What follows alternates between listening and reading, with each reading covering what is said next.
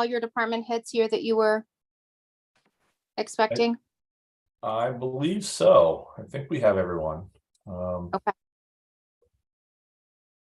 Abby was going to. There's Randy. I see Randy there. Abby Yeah. was joining from Parts Unknown and Castine. But yeah, we can start without him though, and I'll deal with, if there's any questions. The main reason I wanted him here tonight is because because we have such a short window between when you guys meet, when the budget committee meets. If there's any questions or concerns, I wanted to make sure they're here so they could, provide feedback and get questions. So, And remind us all, the budget committee's meeting on Tuesday. right. That when Yes, they're meeting? Yep. Okay. All right. Do I need to officially kick us off? Is this a workshop or meeting or?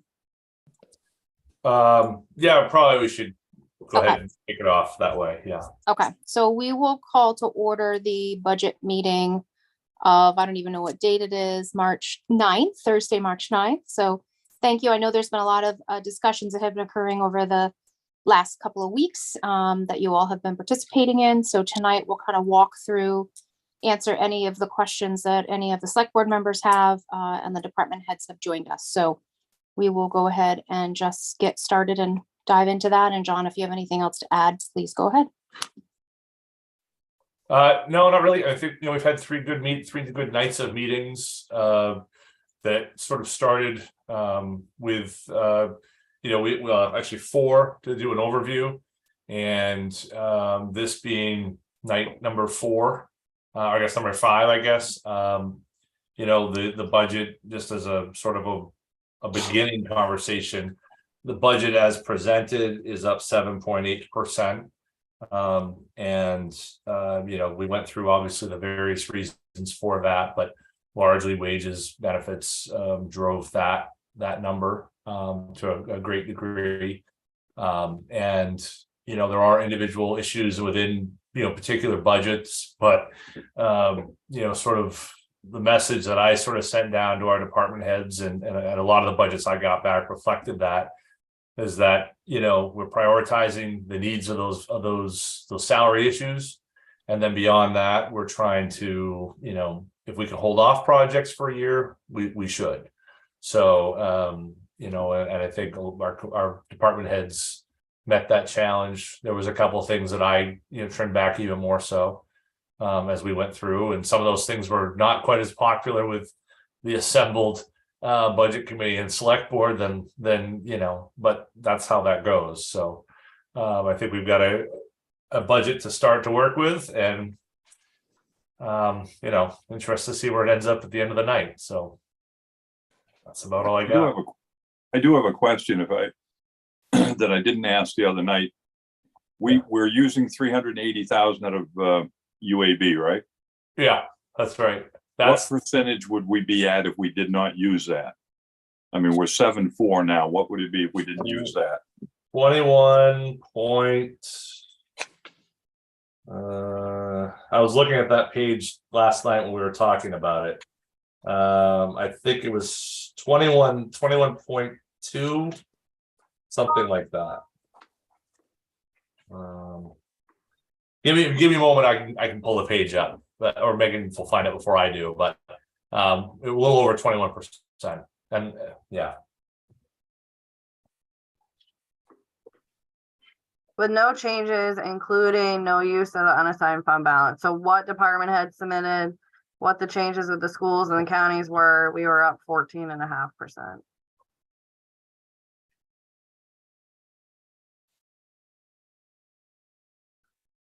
Wait, say that again, Megan.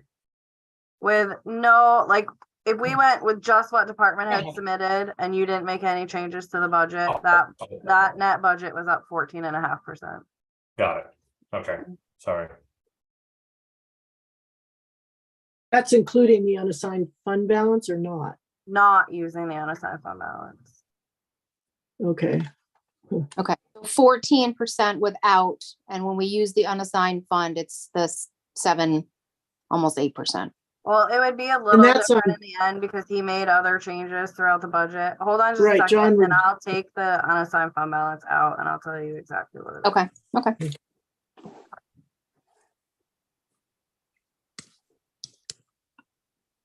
So with the town manager budget as submitted, with the removal of use of the unassigned fund balance, it would be an increase of 10.01%.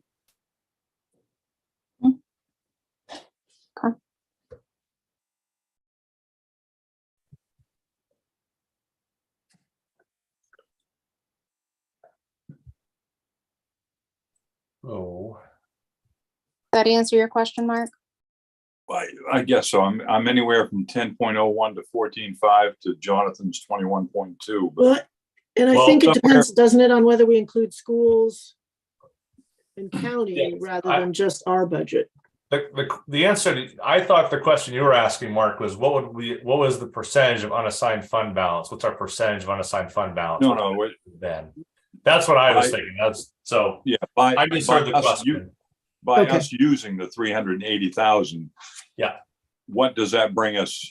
I mean, without using the 380,000, what does that bring us to percentage wise? I gotcha.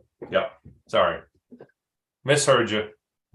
And that's 10.01%, but that's on the total. That's not our budget. That's including when you add in schools and county. I mean, I understand that's our, That's what the increase to the taxpayers would be. yeah, All right. got it.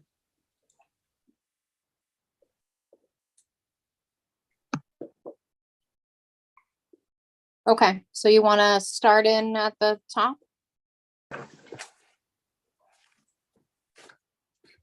Sure. So the first one would be administration.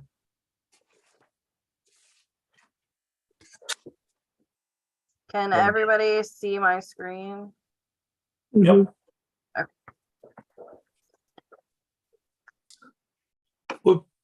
What page is that, Jonathan?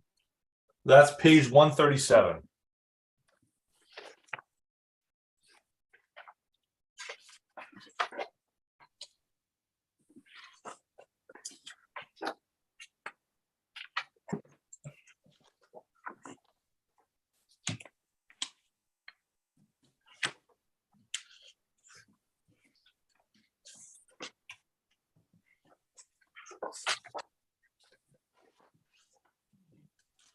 Again, the biggest things that we talked about this last night, the biggest changes here related to the adjustment from, the salary survey for the select board stipends, adjustments to wastewater reimbursement.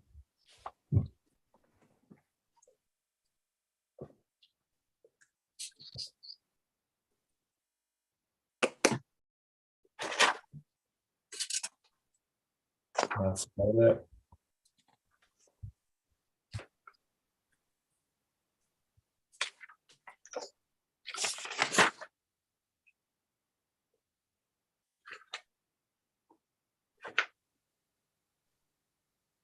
Does anybody have anything here?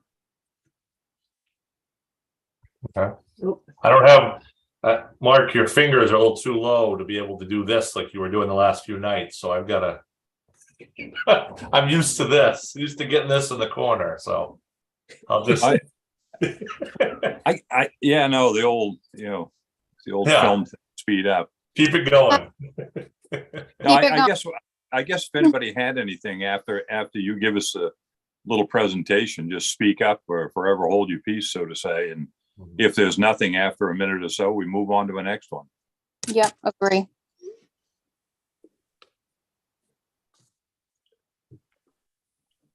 Town Hey, what's- manager? Yeah.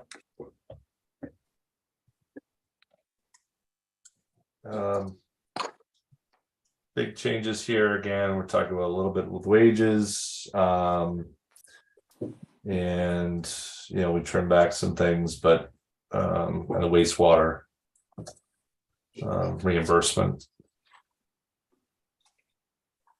And then this was also a place where the GA wages moved into this department. And did those remain the same? Yeah, plus, well, Same as what's in the salary survey. So, So there was a raise for the GA as well. yeah, right. And yeah, it became really complicated to try to explain the way it worked. I think it was well intentioned. It was harder to explain. So. Did that happen across all stipended positions? No, just the one. It stands out in the budget particularly because it's sort of the department head for that one department, and the vast majority of that job is, assisting me and the board. No, that was kind of the thinking I had was.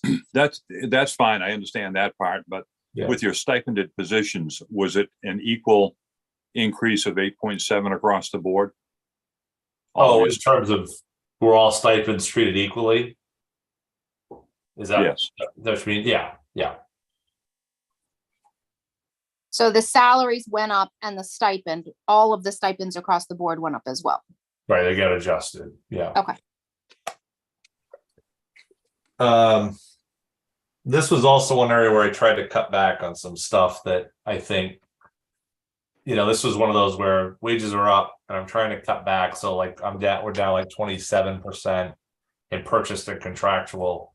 Yeah, again, just trying to get that final number back to a place where people can swallow. Speaking of I don't think it was talked about, or maybe it was the 4450, the contingency that indicates 10,000, but nothing yet has been spent. It will be. There were some fees related to the. I'm waiting for the bills from the bids for the fire station. There's some additional architectural and engineering work that had to go into that, and I haven't gotten the bill yet, but I will get that bill probably in the month of April at this point. So that will be spent. This was one area where I was, if we were in a different world, I would say that's probably a number that should go up a little bit more than what we've been doing. Inevitably, there seems to be some major project that could use that amount, and we don't want to take it from some other project that we need to get done, but not this year. Oh, and one thing, I don't know if Megan mentioned it before she got on. She's put all of the numbers in the select board column here, not because we're making any assumptions tonight, but it's a whole lot easier to calculate impacts for changes. So everyone understands, we'll just be working out of that far right column tonight. Again, no intent, but place to work from. Anything else here? So getting back to that contingency, Yeah. I was just under the assumption that the fire station was all set. They keep adding, or what's going on with that? Well, so it's on the agenda on Monday night, but there were changes. okay. Yeah, there were some changes made this winter to adjust the layout. And Jason, you feel free if you want to jump in here. There were some changes made to the layout of the building, really to be more prepared for the fact that first responders and all this stuff that we're starting to talk about is a little bit more real now than it was when this all got started 2 years ago. So we took another pass at looking at the whole building, and there were changes that needed to go along with that. Jason, is there anything else that more detailed or more specific that you could add to that? Hold on. So in talking with other full-time career fire chiefs that have buildings and EMS, one of the things that we found with the design we only had one office. With EMS, you have to have stations where getting back from a run call, the EMT, paramedic, whoever it would be, can enter proper EMS documents. So by finding this information out, we realized we really needed more than one office. So Amanda, I should say, was able to add two very small offices. And when I say small, there's enough room for a desk, a computer, and a chair, and that's it. It's just enough room for their private area to enter the information needed for those calls. I can wait for you. What are you gonna eat? I don't know, we'll see.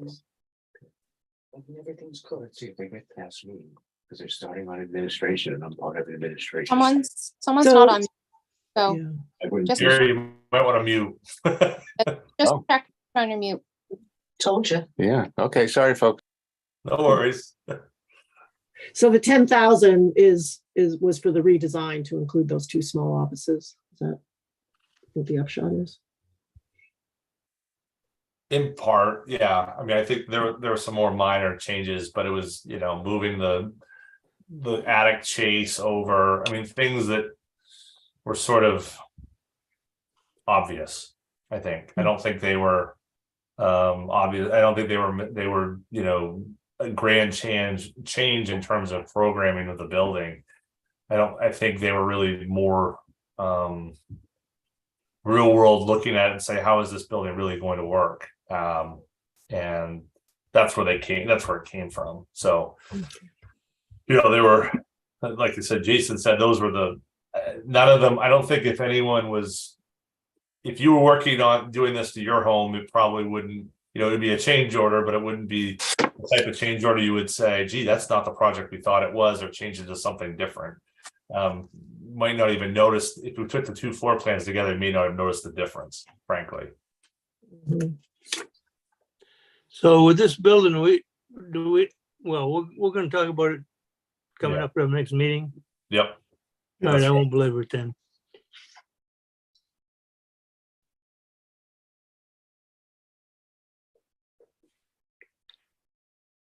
Okay, I don't have anything more on this.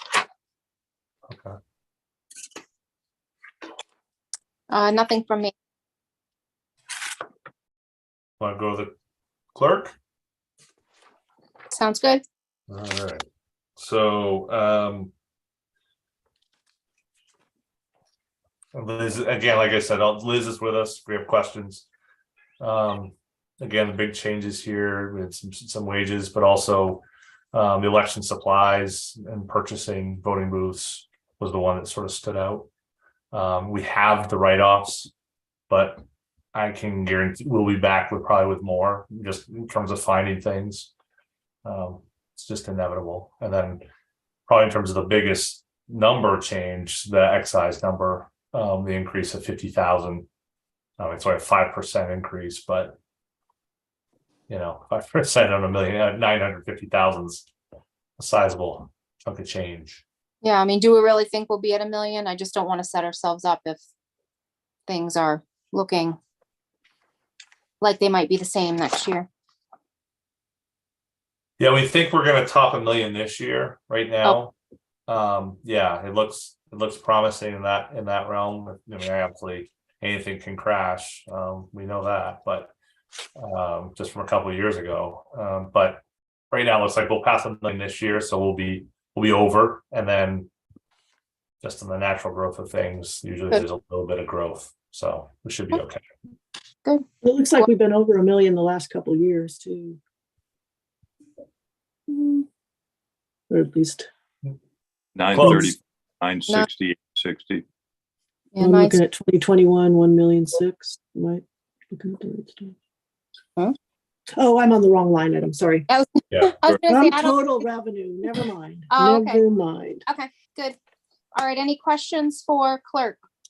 Looks pretty in line with kind of what we need to operate a business. Mhm. All right. Let's keep it going then. All right, next up, we have plan and community development. Okay. Again, the staffing levels, same as last year, in terms of as proposed from me. We had some increases in permit fees that we captured in terms of my budget, and I made some cuts in terms of the capital items, but I think we can jump back on those next year and not be worse for the wear, or relatively worse for the wear.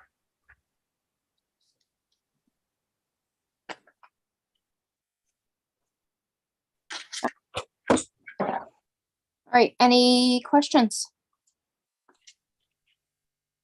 Nope. Nothing here? Mark, Jimmy, Eric?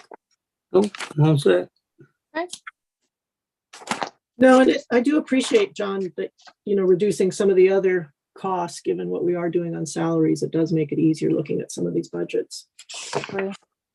I mean, it doesn't get rid of it. No, I wish it no. did. I wish there was enough, but it's just, I think it's important to show them, if we're going to go down that road, we got to prioritize, Right. so. And I appreciate, the support, and going through that salary survey, a lot of you had some good thoughts that helped us sort of get to a good place with all that. So appreciate that as well.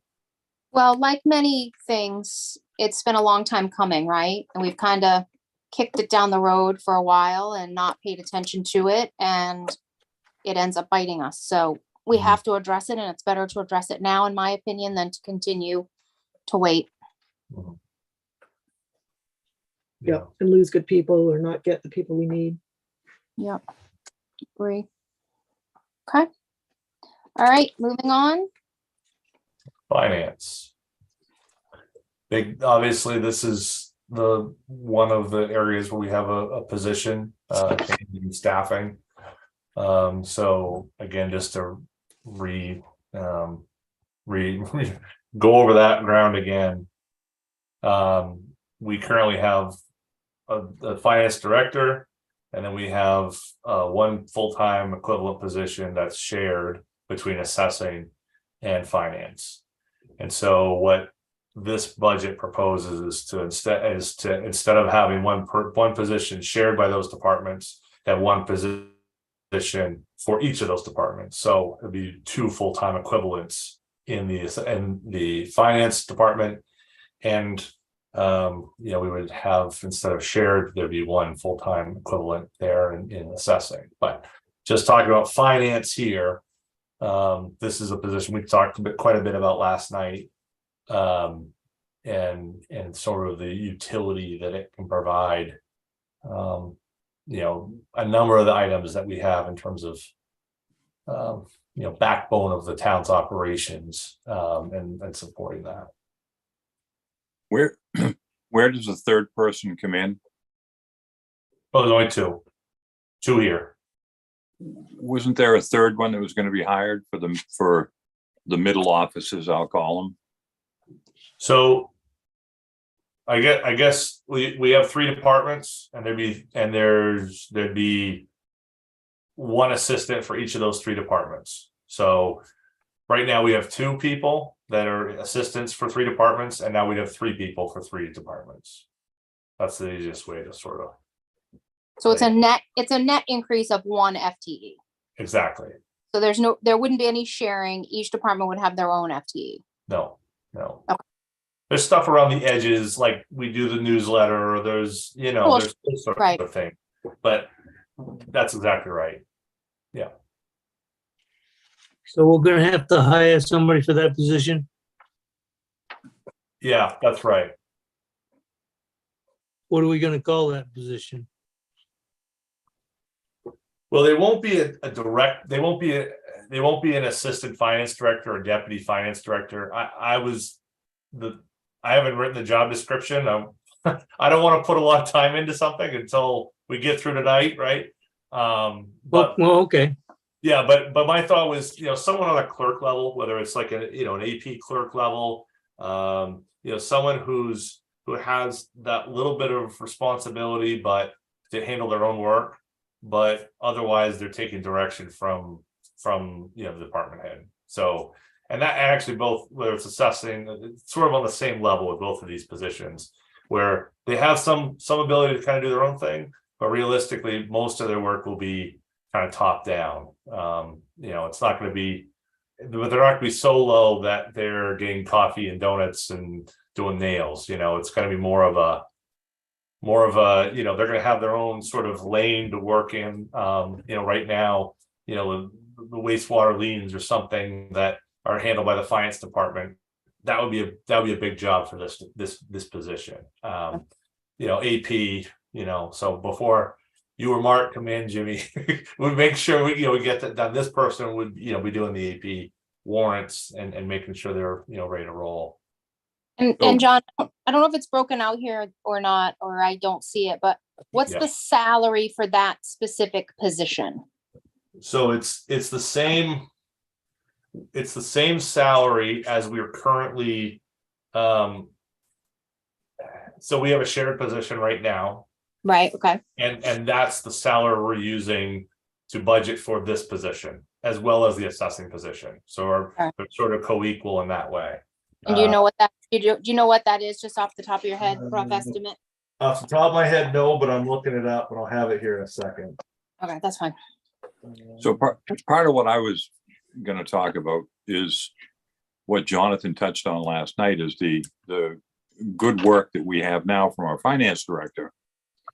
But we also have a finance director that, because of their many hats, have to work significantly more than 40 hours a week.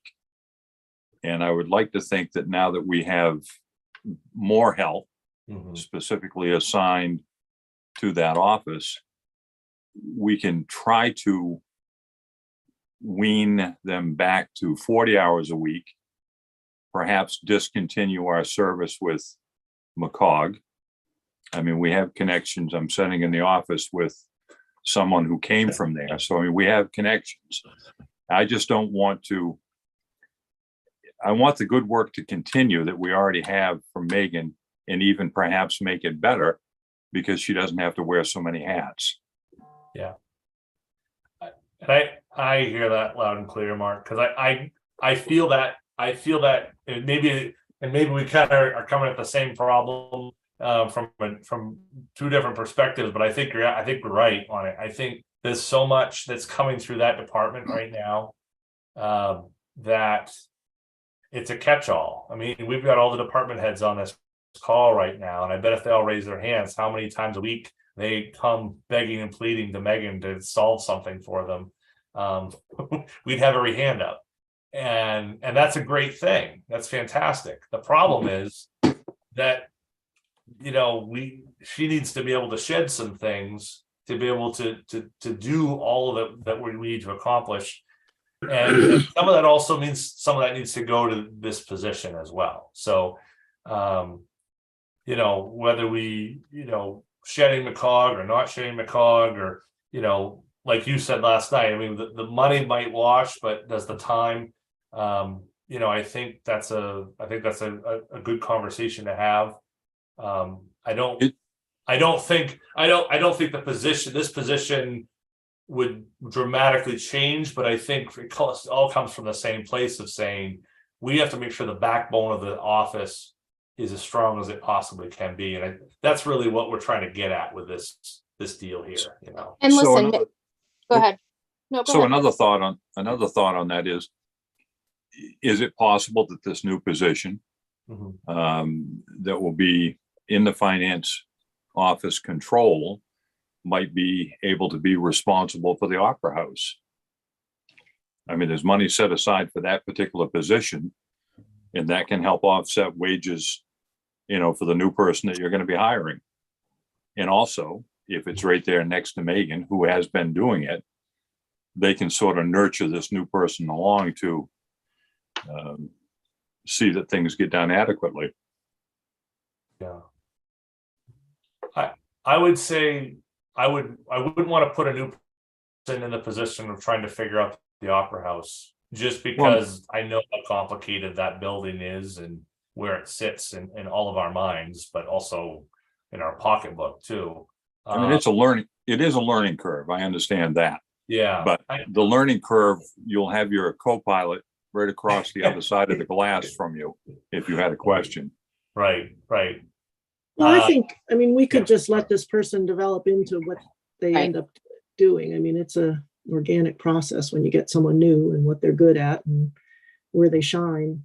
Well, and hopefully it will allow Megan to shed some of those additional responsibilities if she chooses, right? And I think my thought about this is Megan's job is not going to get any easier anytime soon, especially with all of these FEMA applications with, going after, I know, Orion and Megan work very closely together to go after grants and money that's out there, and that's not going to get any easier. So I would like to afford her the opportunity to be able to do that and dig in deeper, and have the support to be able to do that. So if we think a full-time person will help her to do that, and as she develops this person, maybe it's a natural progression for that person to take over some of these additional things that Megan is doing, but I don't think it would be immediately, but I think it's something we should look at.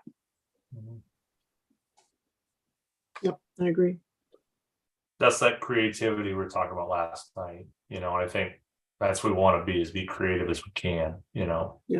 And I think there's big decisions that you all are gonna, the five of you are gonna have to make about the Opera House, which, we're talking about this now. If I could fast forward the tape to, Monday night at 9 o'clock, you guys may, who knows where we are. So Let's get the opera house back open and running and booked for the summer. That should be our number one priority for Opera House. I like that. I like it.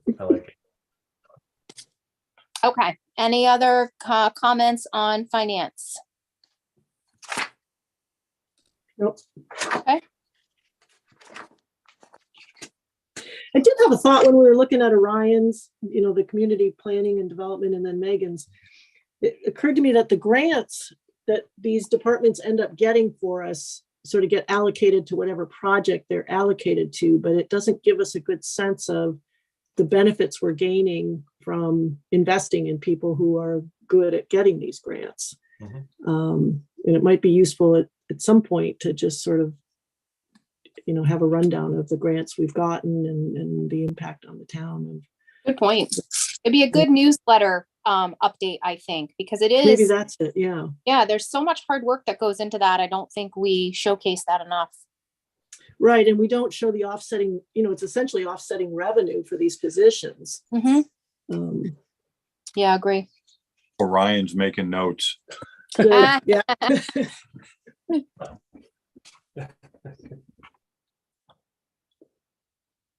All right, let's move on.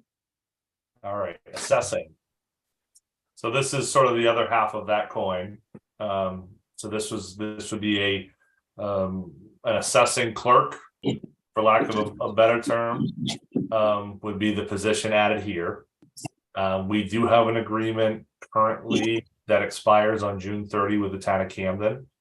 And we've budgeted to continue that agreement. And the purpose sort of how I look at this is, while we have an assessor who we share with the town of Camden and the town of city of Rockland, in part, but really our agreements with Camden, and it's that sort of shared arrangement. The one thing that I heard a lot through the fall and through the spring, or through the summer, fall, and again feeling that crunch, was we needed to have more people who can have access to our assessing department, make phone calls, having access and being able to make that connection. And part of that, a number of those things were, we had tax bills with revised values in them. We had a state law that nobody knew was going to affect, and then poof, it's that we're going to completely change the face of how we value, or we tax folks over the age of 65 who have homestead exemptions. I mean, that's a pretty big shift in like a week's time, which our legislature decided to throw at us. And so we weren't prepared for that, quite frankly. I think Molly, who is, did her very best to try to stay ahead of that, and did a really fine job to try to be ahead of that curve. But it was a tidal wave, and she was in a rowboat, adjusting to that and recognizing that, but also the fact of, in having a shared position, it provides, there's gaps in that. And, if you're not there the day the assessor's there, and no one's there to greet you and talk to you and have a not just a cursory sort of, well, hi, how you doing? Let me take your number. But can have a real conversation about values and about someone's circumstance with their property. I thought we were missing something. And so that's the idea behind this position, this added full-time equivalent in assessing. So again, so in terms of the budget, we're going from a half-time to a full-time in terms of this department. Same as we did in assessing or in finance, sorry. What's the breakdown, Jonathan, with regard? I mean, I see, Carrie's is 62,140, which is what we're paying Camden. What is the cost for Caitlin's portion of that? So, And what is the cost for the position you're intending to put in? yeah, it's online. Actually, Carrie's on line 3060. So and that's not just Carrie, that's Carrie and Caitlin. That's the agreement with Camden, all in total, is that $113,000. So what's the 62 up above? Is that That's the full-time assistant. Yep. That's right. so the 2006, the assessing wages, the 62,140? That's the full-time equivalent for this position. That's that clerk, that assessing clerk is that position, right? And then the professional services under 3060, that's the agreement with Camden, or the budget for the agreement with Camden. So what's the breakdown for that? Megan, if you have it, you can yell it out before I get to it. Well, I think it's 2 days Carrie, 1 day Caitlin. Oh. 52 weeks a year. Yeah, I I guess. thought you meant in terms of how much is. Well, yeah, that's what I mean. How, because, me. How much are we paying for Caitlin's services? So about 54% of it would be, a little over 54% of it is, well, no, 2/3 of it would be Carrie's time. Plus a little bit more because he makes more than Caitlin does.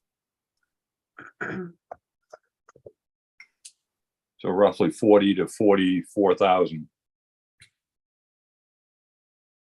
It's not broken out in the contract. It's just like a package deal. Well, yeah, no, but me, I I know you. I like to question things, and I'd like to know how much we're paying for an assistant when we've had assistants.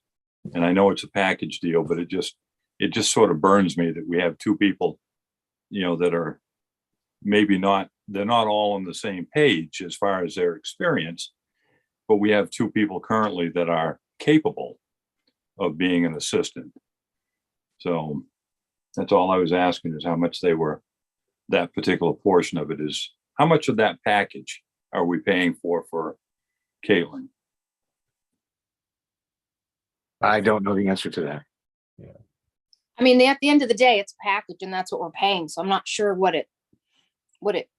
it matters, honestly, what we're paying. I mean, Well, we're getting ready to go into another year. At the end of the year, the I contract, get that, but needs to be renewed, and I'm just curious as to what the breakdown was. That's all. Yeah, I guess I'm wondering if we have a full-time assistant, does that affect the need for if we're adding basically manpower to this department, is that going to just result in better service to our residents, which is great? Or does that somehow mean that we need fewer hours from Carrie and Caitlin? And again, it's awkward because we're not discussing the contract. But I'm just curious if that will do some of the work that they were doing, or is it just answering the phone? I think it's more than answering the phone. But I think in terms of, what does $113,000 buy you? That's sort of the other question here, which is, so you have an assessor who has, well over a decade of experience, and not only in municipalities our size and a municipality next door, but also our municipality. Mm-hmm. And so we have that, as well as we have another staff person. But again, if you look at it as just one package to buy assessing services for $113,000, that's that's a situation where if you just look at that, what does that provide? And there's a distinction in specialties and I think areas of focus between Carrie and Caitlin. And for example, if there's a personal property issue, I don't go to Carrie. No offense, Carrie. So I appreciate it. He's probably happy that you don't. he's very glad. He doesn't want to answer those questions. I don't blame him. I don't even want those questions myself, but Can I jump in, John? go ahead. Caitlin and I have different strengths, and we deploy the ones that are necessary as we need. And one of the things that Caitlin did this year to relieve me was she managed Molly, and we both trained Molly in different things and helped her along. But as far as the management went, Molly worked more with Caitlin than with me, and that freed me up to do the things that I do best, which is both overall valuation, dealing with main revenue issues, dealing with taxpayers and abatements and exemptions and things like that, so that I could concentrate on that work, while Caitlin and Molly concentrated on doing the day-to-day and getting that out. I mean, just one quick example: when stabilization happened, those two went into high gear, and it was an awful lot of extra work, but they were able to get it done. All I had to do was work with them on designing how we were going to implement this, do some troubleshooting with them, and then they handled it. And it's it's good to have people with both different levels of experience and different aptitudes, and we were able to leverage that by having three people with different capabilities, and that's I think is a good well-run department because of that. So, Jonathan, what would I be wrong in assuming that the 113, if things fell to pieces, and I mean, not that we've had a great standing relationship doing things with Camden lately, but if things fell to pieces for one reason or another, that 113 would be adequate to hire a 40-hour-a-week person? Well, it would be tight. And that's with no benefits. Yeah. Well, no, I mean, the benefits I think are sort of built into the rest of the employee No. benefit portion of it there, but They're No, I built think in- that's just the full-time assistant Right. benefits. well, if you look at the line above the employee benefits, a portion of it's built in that we have to pay. So not that I'm saying that's the way it's going, but we do have to get to the end of the year and come up with an agreement. In this case, Mark, the employee benefits that are shown here are just for the full-time Rockport employee. The Camden contract, it's a flat rate fee that we pay them, and it includes benefits and taxes. So that 113,000 that we pay Camden, that's in that line, includes their benefits and taxes. They aren't broken out separately. The So I only guess- place that we do that is the police department, because Randy's contract is not billed to us at a flat rate fee. They bill us a percentage of his wage, of his benefits, and of the applicable taxes. So Mark, was your question, if for whatever, we couldn't get a contract with Camden, would 113,000 get us our own assessor? Is that what your question is? Right. Okay. And John, you think that that's probably think on the low yeah. end? I think it'd be tough to pull that off. Yeah. Especially if you count benefits, I guess is what my point Right. was. But I mean, just on the, I mean, I guess this is the right answer, but if you look at the current wages for this clerk position and just simply add them to employee benefits, that'd be 87,000. And that's, I think, I think we were talking at one point somewhere between 85. There were someone had thrown some ideas out about to hire a full-time assessor. It's like $85,000 to $100,000. So it would be, That was 2 years ago numbers, if I remember correctly. okay. Well, yeah, we need more couch cushions to look in if that was the direction of the board. So I'm good. Okay. Any other questions? Okay, let's move on. Thank you, everybody. Thanks, Gary. Thanks, Carrie. Insurance. Like I'm not from here. Insurance. No, I don't want to pay that amount. Just kidding. They may not let us pay that amount. That's the scary part. This one, we're happy to pay if they'll keep billing us. Pay early, pay on. Yeah. Yeah, Keep rolling. that is what it Yeah. is, right?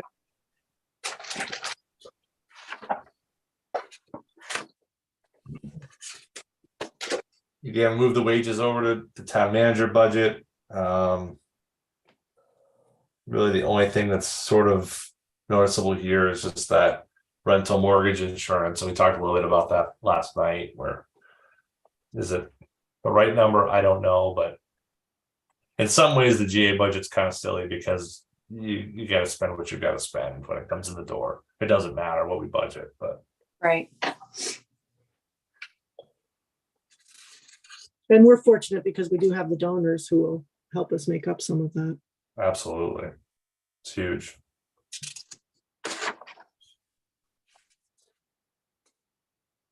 Want to keep going? Yeah, let's keep going. All We're on a right. roll. Please. Before the internet runs out in Castine, how about police department?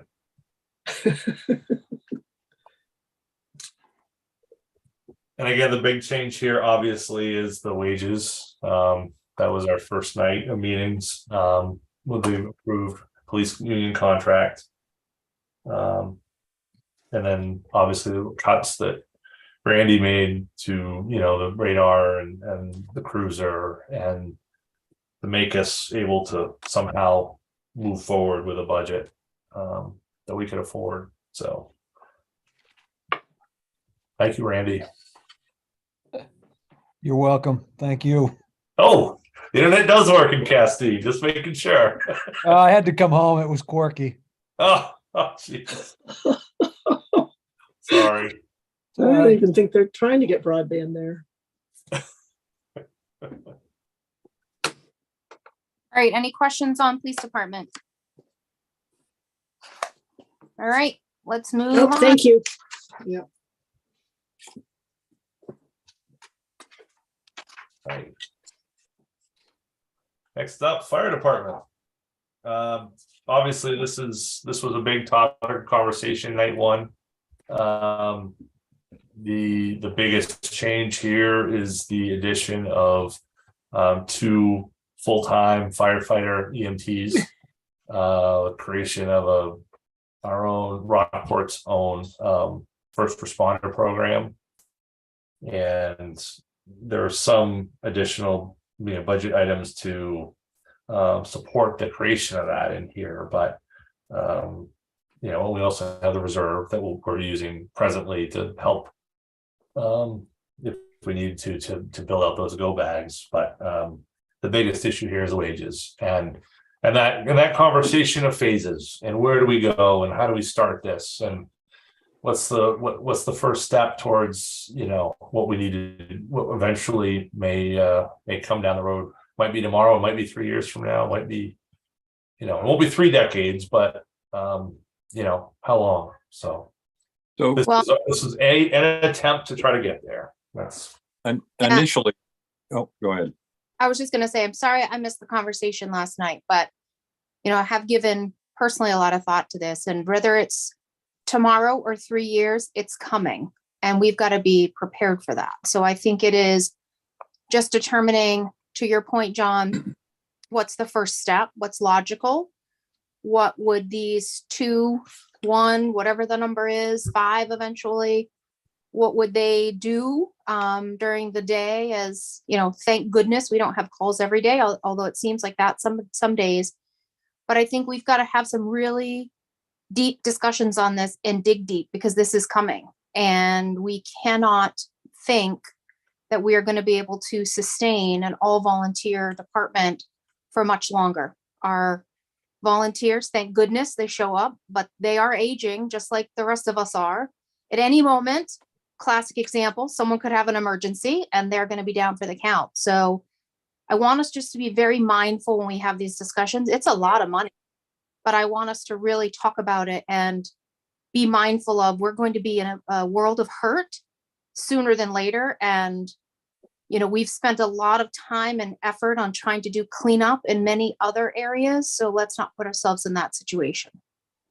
So my 2 cents worth, having dug into it a little bit last night with Megan, I mean, we potentially have a couple $100,000 that we could be, because of litigation, paying to Camden. We know that it could cost us 13 million to send our stuff to Rockland. We know it could be 18 million, to build our own facility. And we have a lot of things that we know that's coming in that respect as well.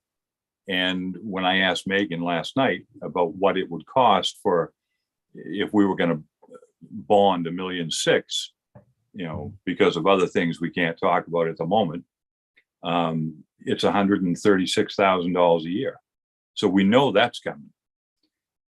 So, I was against having two. I might be persuaded to have one this year and reevaluate another one for next year. But I find it hard to swallow, knowing what we have coming at us in one respect or another. So can I ask a question? Of course, go ahead. So what's changed, Mark? Because all this information you just gave is the exact same information that you've known for months. You met with all the other towns, including 5 representatives from Northeast. And when I presented that we were looking for 2 at that time, you said you were only 20% of the board, but we absolutely had your 20% for the 2 firefighters in front of all the other people. And I'll give you the answer. The lawsuits, the sewer, everything was known then as it is now. No, the 200,000 that we may end up paying for back payment, if you will, wasn't necessarily known until recently.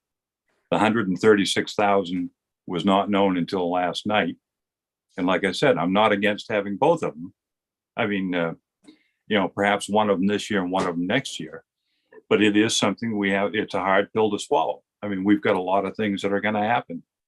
And I understand that that's one of them, and it is important. I don't deny that. But, that's my 22nd tour of that story. Denise, Jim, Eric, comment? I guess I have a question. What's the job gonna be? Mhm. So 7 days a week, we would have a coverage of a full-time firefighter / EMT. Once you move into that position of having more than one full-time, the weekly checks that are required here it takes me 2 days to do the checks by myself, between equipment, packs, fire trucks, the station, all of that. We do a variety of other things throughout the town on a daily basis. So they would be fairly busy on a daily basis, 7 days a week. But you've been doing that, right?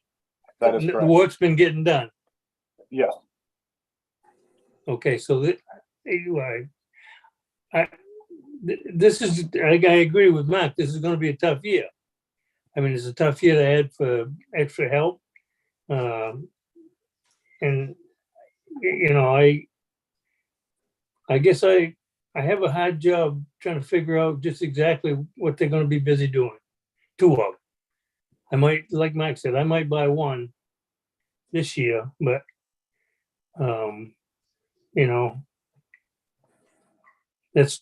anyway, that's my opinion. What is the rationale for 2? I guess I'm curious about that.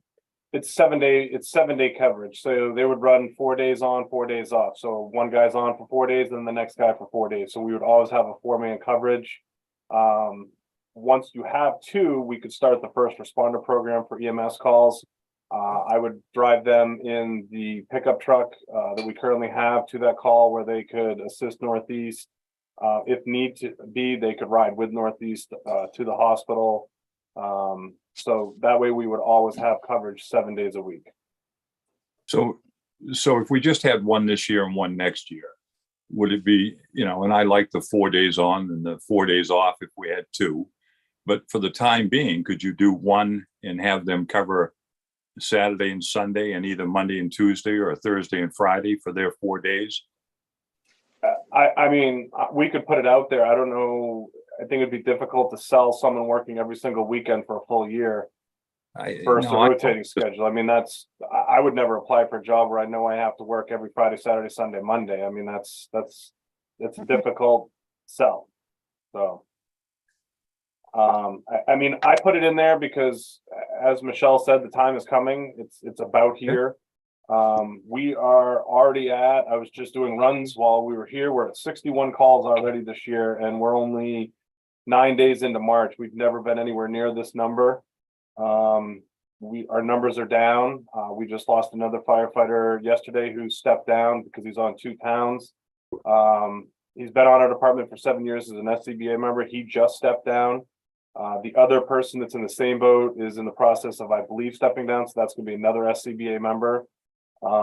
We potentially could be down our only driver on this side of town. So things are significantly changing. So I'm putting it in there. If it gets removed, I understand all of it, but I need to make it clear that it could come at a minute's notice. If Northeast backs out, then we're going to be in a tight boat. So I'm trying to prepare and be proactive. I've mentioned this for the last 5 years, and it keeps getting pushed and pushed and pushed and pushed. So it's not my decision. It's up to you guys to make that decision. If you want to keep pushing it down the road, then so be it. So My question, Jason, is, are we working towards a full-time fire department in Rockport? Not a full-time 12-member fire department, but we are pushing towards, during the day, having a full-time, at least 2 guys here, if not 3. Yes, absolutely. But listen, I think we have to be prepared at some point to have a full-time fire department. I mean, the ability for people to volunteer this day and age, especially during the workday, is getting to be very limited. What's the average age, Jason, of our firefighters right now? I don't have the average age. I wouldn't dare say, but Right. it's not good.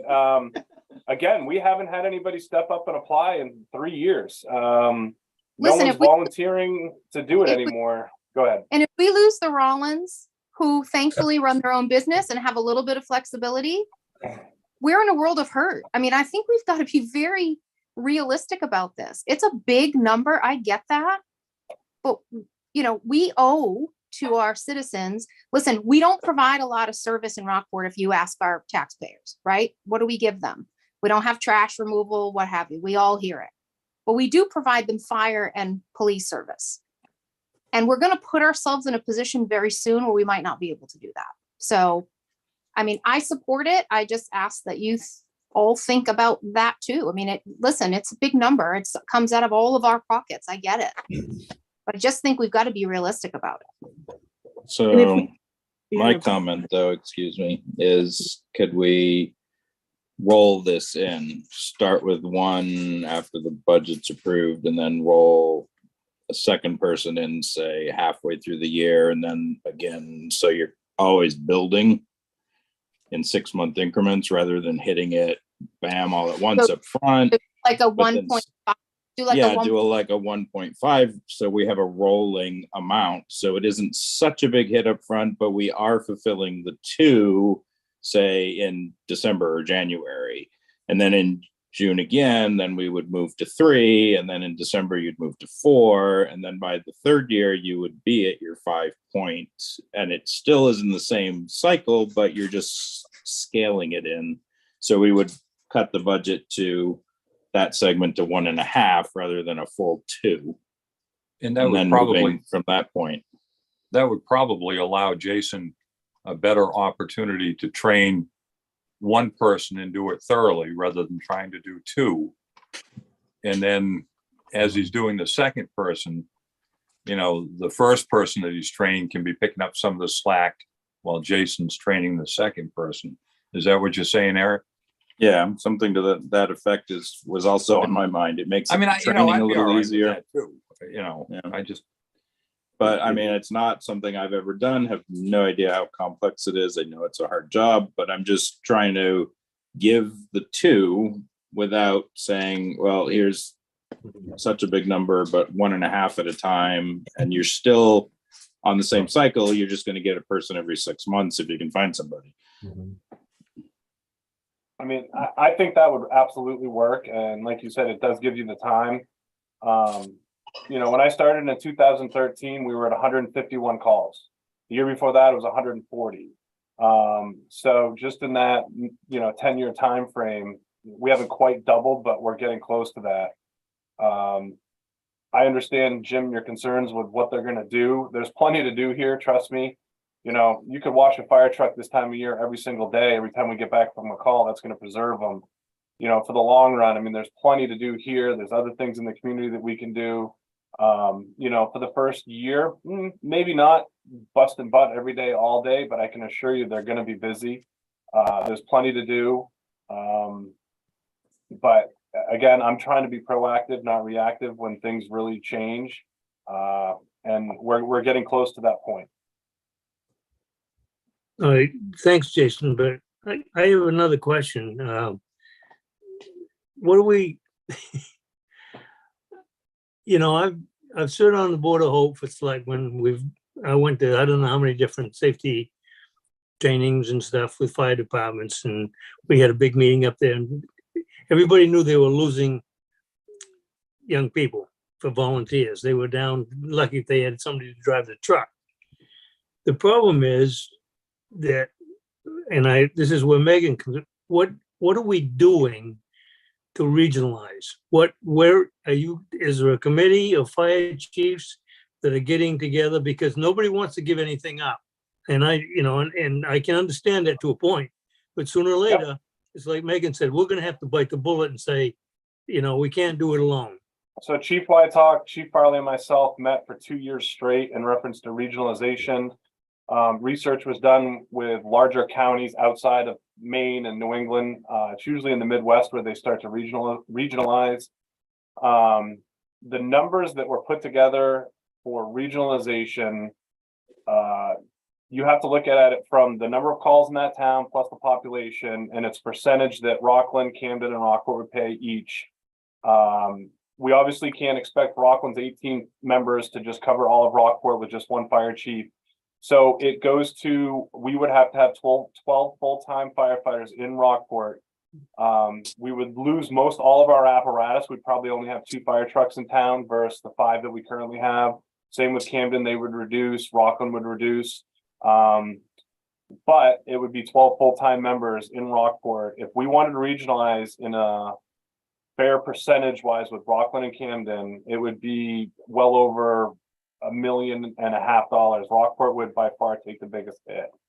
We would take the biggest hit because, again, Rockland already has 18 full-time members. Camden has 4 full-time members. So by far, Rockport would be taking the brunt of regionalization. In the long run, yes, it would work. But up front, Rockport by far would be the biggest price tag. Jason, Jonathan? Yeah. You have asked Andy to the next meeting, correct?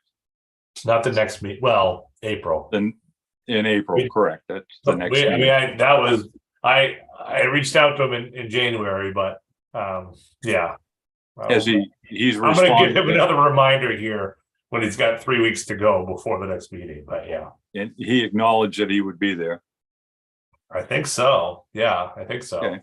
It's been a while, but yeah. Well, I mean, we just need to light a fire under him too, because he's going through the motions, and it would be good for us to know where he is.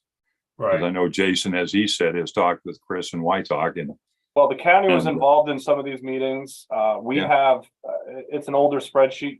I don't know, John saw it, was probably a year plus ago.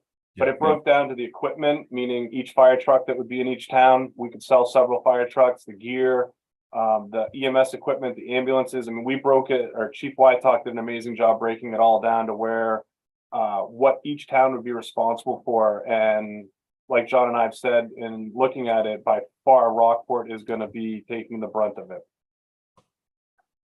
So Rockport would have to hire more firefighters, but we would need fewer trucks. Is that Yeah. the gist of it? Does Yes. that then affect the West Rockport Fire Station and what we need for that? West Rockport Fire Station, believe it or not, would be the hub of the entire thing. The So whole, other region, other areas would be parking their trucks in our, no, it would be, well, again, I'm just, it's a long-term thing. They would all say, each truck would still say Rockport, Rockland, Camden, you know, but the Rockport trucks would be here. However, there could be staff from Rockland covering up here. There could be staff members from Camden covering up here, vice versa, depending on where paramedics are needed, where firefighters are needed. It would be a Mhm. rotation, but the building would be in Rockport. It'd be Rockport's building. You know, I think one discussion we had a while back was, you know, are the other towns going to contribute towards that building? No, it's not. That's not the way regionalization would work. It is, you limit all your resources down and work together with what resources you have. So we don't have 5 fire trucks. You're not buying that $700,000 fire truck, you know, just for your town. It's a team effort. okay. So Jason, I ran the John- numbers real quick. If we did what Eric would suggested is to hire one in July and then hire somebody else 6 months later, it would end up being a net savings of $50,590. Including benefits? Yep. Great. And there's a ramp up time to this. I mean, you know, obviously when you propose a budget, like, you know, you don't know that you're gonna be able to hire someone on day one anyway, the budget, but you have the budget is going to. But there's gonna be a ramp up time. We're gonna have to apply for a license from EMS. We're gonna have to get a better, you know, because there are steps that are gonna have to go into this. And also hiring people in this economy isn't necessarily the easiest thing either. So you know, every day that we don't hire the first person, that means the second person is a little bit closer to being hired too, within budget. So if we can make that work, it's and there's going to be time we're going to need to, you know, to figure out to write up a job description and all the things that Jim was asking about. I mean, I think Jason's got a pretty good sense of that, but you know, we have to put a pen to paper on those things. I mean, you know, that should be ready to go on the 14th of June along with the ad, Yeah. you know. Yeah. So Jonathan, could you elaborate a little bit on your conversations or future conversations that you're going to have with the hospital with regards to their ambulance service? Should we get in a pinch? Well, I had talked with them in December, and there was, I gauged it as openness to work with us. And you know, but all of us in the room sort of acknowledging that there's a lot of uncertainty with the Northeast future. No, and that's fine. I'm just saying but that that's it's not they're all interested. dire. It's not all dire. We do have a small backup for a small period of time, apparently. Is that what Yeah. you're saying? Yeah, I think there's a potential there. You know, again, their biggest issue is they don't have a home base here. So Well- can we work with them? Maybe we can work with, you know, there's a lot of different moving parts in this one. The main concern that, you know, that they have is this, there's a ramp up time for them or to do our own. So there isn't sort of an immediate, you know, flip a switch and we've got something. But we're in a better spot than we were, you know, in 2014 when Canada First Aid, you know, went apart. That we're in a better position than that, and that's really what we're trying to do here. And in 2 years from now, we'll be in a better position when the new building's there. Exactly. That's exactly. So is everybody in agreement that they want to do the 6-month thing? Is that how you want to leave it in the budget as it is, or do you want me to put it back to the way it was? What's the consensus? I like that approach. I'm assuming Eric does since he recommended it. Yeah, sorry, I'm I on think- mute, so. Mark? And I can swallow that. I mean, I understand that there is going to be a need. And I was originally going to be okay with one, but the way it was presented with the second person coming in 6 months after the first person, whenever that happens to be. I can go with that. Okay. Yeah, I'm Okay. on board with 1.5. The problem is good luck, Jason, trying to find somebody, Well, that's the, Believe it or not, I think I mentioned this in the last meeting. I think it'll be a little difficult, but we're going to be new to this. It's going to be new. We're going to get somebody coming out of the community college or the Southern Maine that has their degree, or we're going to get the person that's been 18 years working for a larger department that is looking to slow down a little bit, that has a ton of experience. I think we'll be able to manage. I think we're going to be competitive with the pay. I could be wrong, but I think we will get a decent amount of applicants within the first month or so. It may take a little longer to hire, but I think we'll do well. Are there any in-house possibilities? No, because almost all of our guys are self-employed. So there's one, but he's full-time at another department, and I think it's a benefit for us to keep him there because when he comes off duty, he's in town here. So I don't think there's any that I know of in our department, but there could be other towns next to us one way or another that has somebody that could be interested. Jason, what do you think is driving the increase in calls? I mean, what kind of calls are these? Oh my Lord. Our car accidents in Rockport, I mean, Mark can attest, he's been here for many years. Rockports and car accidents are, everybody laughs that Rockport's the car accident capital of the county. Because we have 3 state highways running through us. Right. Back to every department in the entire country is limited on their personnel. So back in the day when there was a structure fire, there was times when Rockport could handle a fire by themselves. Camden could handle a fire by themselves. Nowadays, that's not even an option. Everybody's automatically called out. Last night at what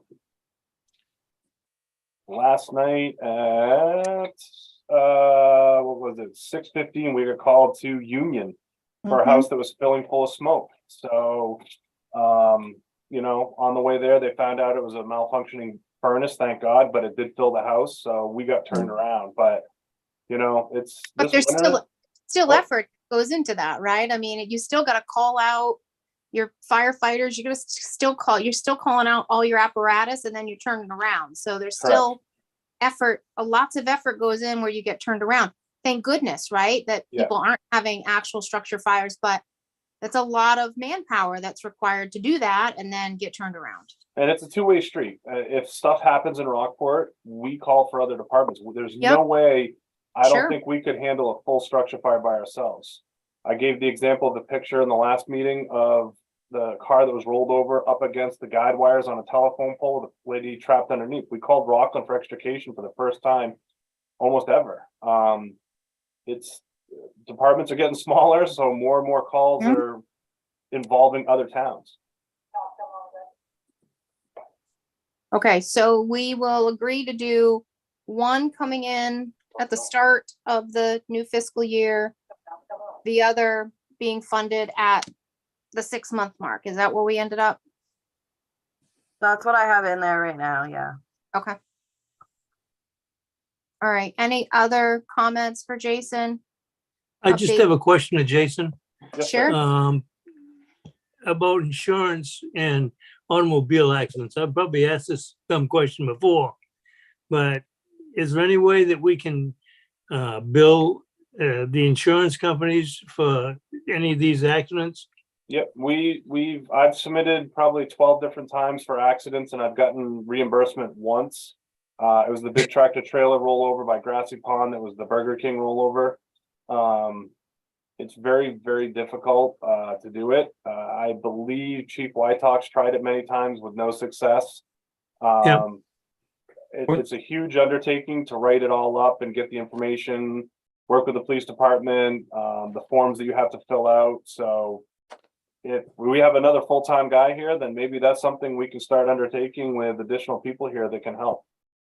Jim, okay, it's just a question. Yep. Jim, I had looked into that a while ago and in talking with Randy. And I think I mentioned it to Jason too. I think if the police department issue any type of violation to the person, then there's an opportunity for us to collect. Yes. But that's just something that I mean, Jonathan can work on that. And if Jason gets his other guy up to speed, and they can work with the PD and help Megan and them or whomever submit the paperwork, anything to help offset, because every time those wheels on those trucks turn, we're probably, in the grand scheme of things, we're probably spending, $5,000, for employees and, For response, $500 or $800 an hour. The I mean, truck like I would, said, we're at the 9th of March and we're 60 calls into this, and I mean, it's not quite a call every day, but it's pretty close for a small one-person full-time rest volunteer department. That's substantial compared to any other town out there. ballparking it, Jason, how much does it cost to go to a fire? I mean, what does it cost per You hour? mean like for a your fire call? Well, it's Yeah. what, Megan, 1701? 1750. Is So it 1750 1750 per person? So the call to union had 13 people. So 13 people for an hour call, because regardless if it's a 1 minute or 59 minutes, they get an hour. $240. $240 plus. I mean, the trucks didn't go very far, but I mean, you could add probably another 100 or so on. So probably $300 or $400 maybe just to go to that, well, almost go to that call. I mean, so yeah, I mean, anything or any opportunity we get in the future to help offset the costs going out by virtue of an income from someone's insurance, it's a Well, plus. yeah, and then I guess as long as everybody in the area who is providing mutual aid is sort of capable of sort of sharing the cost, It's a if give some it's a give towns- it's a give and take. Like with the fire service, if we go to Rockland, we don't charge them. If they come here, we don't charge them, because it's not like it's not like the ambulance service where they call for a paramedic that's coming and they're doing all the medical stuff and transporting. They get charged, they bill each other for that. But the fire service, I don't know if anywhere in No, the I state of wasn't Maine. suggesting that. I just, as long as the other small, I don't know what Union does in terms of having their own firefighting service. And if we're all sort of equally protecting ourselves, so we're available for mutual aid, but we're also able to take care of our towns. Right, And- I understand what you're saying. It's hard though, because you got maybe we'll say Thomaston, Rockland, Camden, and Rockport, that are your bigger, municipalities with a substantial amount of business support. When you start getting out to your Hopes, your Lincolnvilles, your Appletons, your Union, there's not much out there. The people that live there don't work in that town because there's nowhere to work. So they're all working in Camden, Rockport, Rockland. So they don't have the manpower out there. They're limited. I mean, I'm on Lincolnville Fire still. I've been there for 19 years now, and it's very limited. I mean, we have a bunch of young kids, but other than that, Mike Hughley, 40 years, just retired. Todd Young, same thing, is retired. So the tenured people are leaving, and it's just a small amount of younger people that are there, and these smaller towns are struggling. So I understand what you're saying, but sometimes we are supporting them to help them. Well, that's where the county, whether it's a county or it's a regional approach, they're gonna look at us. We're gonna be, the tent poles of whatever the solution's gonna be. That doesn't mean we're gonna have to pay for all of it. Right. I think there will be a funding model that will work.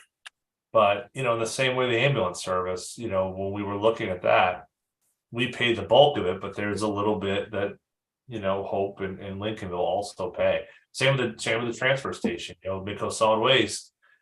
We're like 30%, Rock Camden is like 40%, 40 something percent. And then, the other 30% split between Hope and Lincolnville. If you spread that out, it's the same sort of thing when you look at these, these models based upon valuation or population or whatever it might be. Right.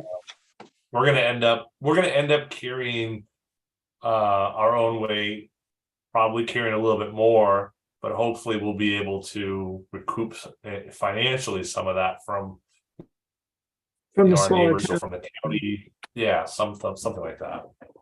And these automatic mutual aid agreements that we have go even further. I mean, we have to go through this standard rating process every 10 years where a company comes in and then they use those ratings to figure out what your homeowner's insurance policies should charge you based on the availability of the fire department and the mutual aid agreements. Yep. So it not only affects on a municipal level in terms of staffing and equipment, but it's also affecting individual property owners in terms of homeowners insurance and things like that. Well, and so just food for thought, not that I caught part of what you guys were talking about, but Jason, that might be a good segue in one of your future town periodicals Yeah. to indicate, if you can find a number, the benefit of having one and then two full-time firemen. I mean, that I assume would go towards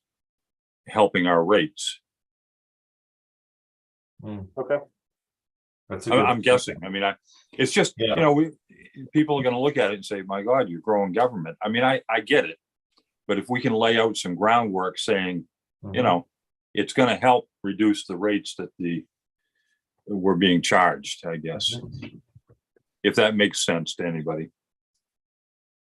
No, that makes a lot. When we were building the Hope Fire Station, that was exactly, what we talked about is that, yeah, on the one hand, it's gonna cost you this much in your tax bill.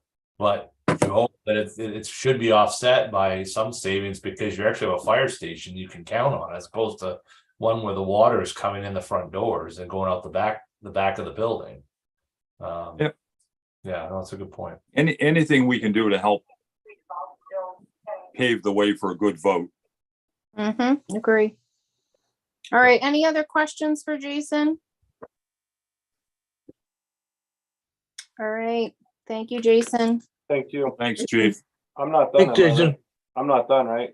Oh, Megan? sorry. Oh, You're Yeah, we're never done. done. All right, no, Michelle said I was done. I'm out. Bye. I'm out of here. Stick around, bud. Yeah, All right. finally. What's next? Other public safety. This is hydrants, streetlights, northeast. I don't think we have much to, Yeah, I don't think I there's don't any, have anything on this. I don't either. Not much can be done here. I'm gonna go to Okay. animal control. Yeah, Who let the dogs out? Not a whole lot I here. was gonna say not a whole lot here, right? This is really kind of the stipend that we pay. Right, we talked about in the meeting there on Monday or whatever it was, our first meeting, Randy mentioned this is gonna be folded into the duties of the officer, so the stipends removed. Oh, okay.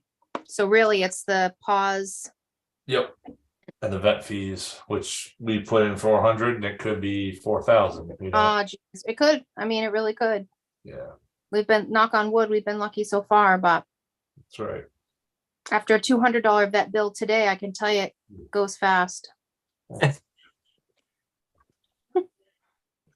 I don't think we can get insurance on all the dogs in Rockport. But We we do. can, Right? you know, We'll be lucky if we can get insurance, period. ACL repairs for every pooch in Man town. wants us to know there's no insurance for rock. Universal pet care. That's it. Yeah. All right. Next. All right, we got Harbor. Okay. Had some good conversation about this. So again, wages, this is really based upon full-time harbor master, 24 weeks of a deputy harbor master, and then 12 weeks of a park attendant. So more of the traditional model. Last year was different. This is going back to the original model that we've I think people are used to somewhat. Apart from that, the other thing that I would probably mention, and Abby's here, so she can yell if I've missed something, but the bathrooms obviously was a big topic of conversation. And she shares with us, I think, Cheryl Liffey. So certainly, that's also the Harbor Committee's perspective, but that was a cut that we had put in. There was some conversation at last night's meeting about the restrooms and whether or not there's some percentage of that could be put in either here or in buildings and grounds that would, allow us to buy materials. Abby's number 44,000 was really to bring someone in to do that. So, I think if we could use the same approach we did with some of the work before the rain fell, not the sprinkler burst at the Opera House, some of the work that Glenn and Matt were able to put in the entry and on the stairwell, and do a similar effort in the restrooms, I think we could take that down, that 44,000 down a bit and make some pretty good headway in the head. In the head. So what do we think about if we put 20 back in there? Would that be if we're using our own labor? I don't know what, I've never been in them, so I I don't know what can't. a urinal costs. Yeah, that might be a Glenn question if he's still on here, if he thinks. You should be. Yeah, only if I can figure out how to run this computer. I don't know. They're pretty old, other than the paint job they got a few years ago. So to get back to the updating the whole thing, it would be pretty pricey, and there's some specialty tools you need to break up tile and put new tile down or something. It's I don't know. 20,000 would do you something, that's for sure. Yep. Whether we just did a quick update. Last night we were talking about doing something with the laundry side of it too, and neatening up all that. Maybe make those coin machines for the town instead of whoever owns them now. Yeah. That's what I was thinking too. I do like that idea. If we were doing the machines ourselves, we would have that revenue available, because I'm sure that they make more than 300 a year. I mean, I do realize there's a cost associated with acquiring them, but I mean, I'm sure they're pretty busy. It can be, yeah. And the shower needs updating quite a bit too. The shower. So if we went 22 at half, Mhm. I'd like to put something in there. I mean, it would be nice to at least have the shower and the urinals fixed and painted. We can't do the floor now. Right. Yeah, I think that makes And sense. like I said, I've never been in them, so I have no visual of what they look like. I'm going off of everybody else telling me. So Yeah. I've been in the women's, and I guess it's never struck me as terrible. I just usually it needs toilet paper. The partitions in between the bathrooms definitely need to be replaced. They're all sort of corroding. And it's not just a paint job, so. right. Jonathan, I got a question for you, because I might as well be the lightning rod here. 2 years ago, we had an agreement with Camden that we lost money by virtue of the harbor master being assigned to the Snow Bowl, thanks to our interim town manager. And this year, I don't know as it's apples for apples, but I'm assuming that we didn't break even this year. So how can we continue to do that? Well, we didn't put it in. We didn't put it in as a revenue last year, because at this time last year, we were recently made aware we were going to be sued. Things were going a little haywire with our neighbors to the north. So we didn't put it in. We pursued it, but we never went forward with including it. Well, I guess where I'm going is, if I recall correctly, we paid out roughly 24,000 for that period, and we were reimbursed a little over 8,000. Right. So we went behind. Yeah. And that should never have happened. I mean, any future agreement I'll make known now will come before the board. If you want to shuffle somebody within the system of yours, that's fine. But I would bet that that one then, or this one wouldn't hold water if it were brought before us. So, and I'm guessing that this year, we're not breaking even either. Do you have any numbers on those? Well, last year when we talked about this, and this issue was brought up. I'm just saying, did we break even, or are we going to break even? Well, no, what I'm saying, Mark, is that I no, if you're talking about ballot benefits and salaries, no, but that's also assuming 100% of the time is dedicated to the snowball, which it isn't. So we shouldn't break even because we're charging for more. We'd be charging for 4 or 5 days of work when they're not putting in 5 days of work. So we have to. There's a benefit there that whether you talk about 20% of the time or however you want to calculate it, that's how you do it. You know, it all comes back to this same sort of conversation that we've had for 35 years and probably before and after and in between of value of a position in the middle of the winter. And, you know, whether it's that agreement or a new agreement, there's an attempt there's always been some attempt to try to make the most of the money that's being spent on the position in the midst of a time when the harbor is quiet. And whether it's 8,000 or it's 15,000, which is the part that Cameron and I had discussed for this year, or it's 24,000, or it's put the position, there's no agreement and push the snow blower up the street like Leroy Dodge did, or it's something in between. We've just tried all these different ways. And I don't know what the answer is. I don't know if there is an answer. I think, you know, we talked a little bit when we had this come up with the budget committee about the need for planning and organization. And I would also add that this position and the harbor master's position took on a lot more than it ever had this year in terms of preparing for mooring billing, and dealing with all the mooring field and the mooring programs. So there's 100 different ways to get there.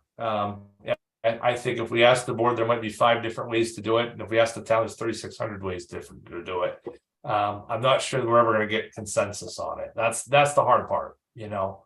But I do think we have to have conversation and discussion on the position itself. And I know it's awkward, Abby, and you're on the line, and it makes it even more awkward. But I do think long term, and maybe it's not tonight, maybe it's not next week, we have to think about what the future of this role is. Is it a 12-month role? And is it a position? I mean, let's face it, there's not a lot going on in the harbor right now. So I'm sure there are projects that can be done. I'm sure that there's cleaning, there's preparing, there's all that.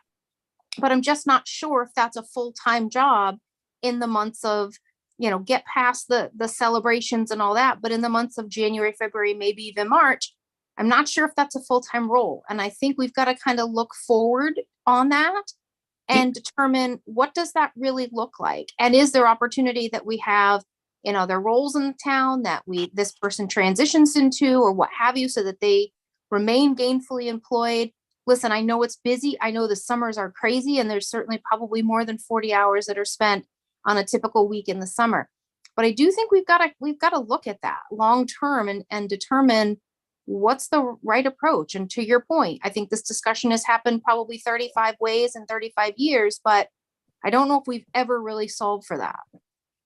Well, and I don't have a problem in the world if we're going to share our person with our neighbors to the north, but I want to be compensated apples for apples, you know. So can I does anybody want to hear what I have to say, or it's okay to make a decision? If you don't, I don't mind. Of course we do, Abby. So, you know, in the 16 seasons coming on 15 years that I've been doing this, the first contract I was under was 9 months out of the year under Bob Peabody. And the previous harbor master was 12 months, Kenny Kuyunga for a bit. And it ended up that the town ended up, it was a 3-month, layoff situation.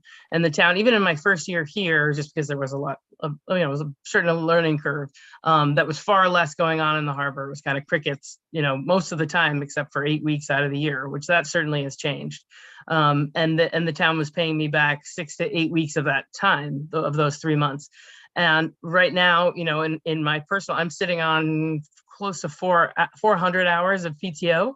So there's really not a lot of opportunity to take that. I can't really take it in this. I mean, I could, but it would come back to haunt me in the spring, summer, fall, and now with the ski patrol gig in the winter. And the way that I'm looking at the way I see it, and I'll be frank, I see the agreement with Camden and getting reimbursed as a pretty super deal for the town right now, because I'm harbor master 100% of the time.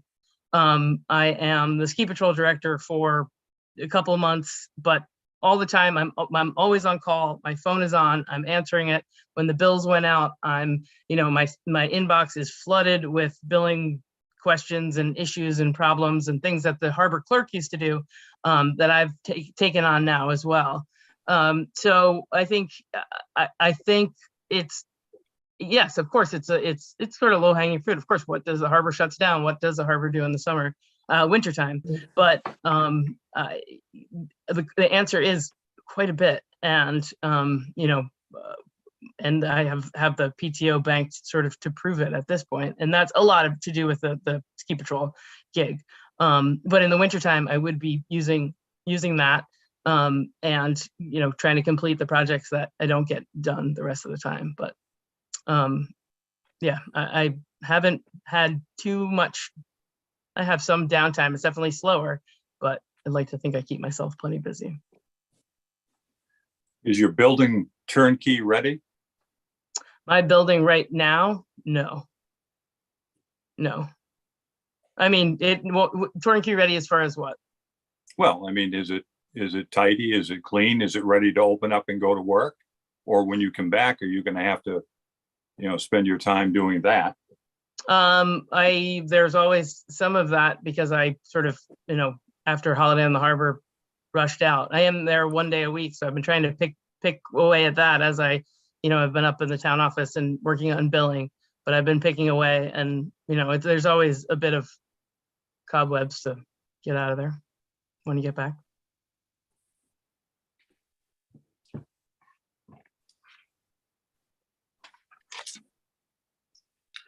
Their comments. Well, yeah, I do. I keep losing the screen here for some reason, but anyway, I'm going back to the Leroy Dodge days. The problem is, and I partially agree with Abby, there is some work to do. There's no question. There's always going to be questions about the harbor. But for them to in the middle of November to the end of March, there's 2 boats down there now. One won't start, and the other guy, who knows where he is. But anyway, that's all that's in the harbor. That's all that's been there for 3 months. So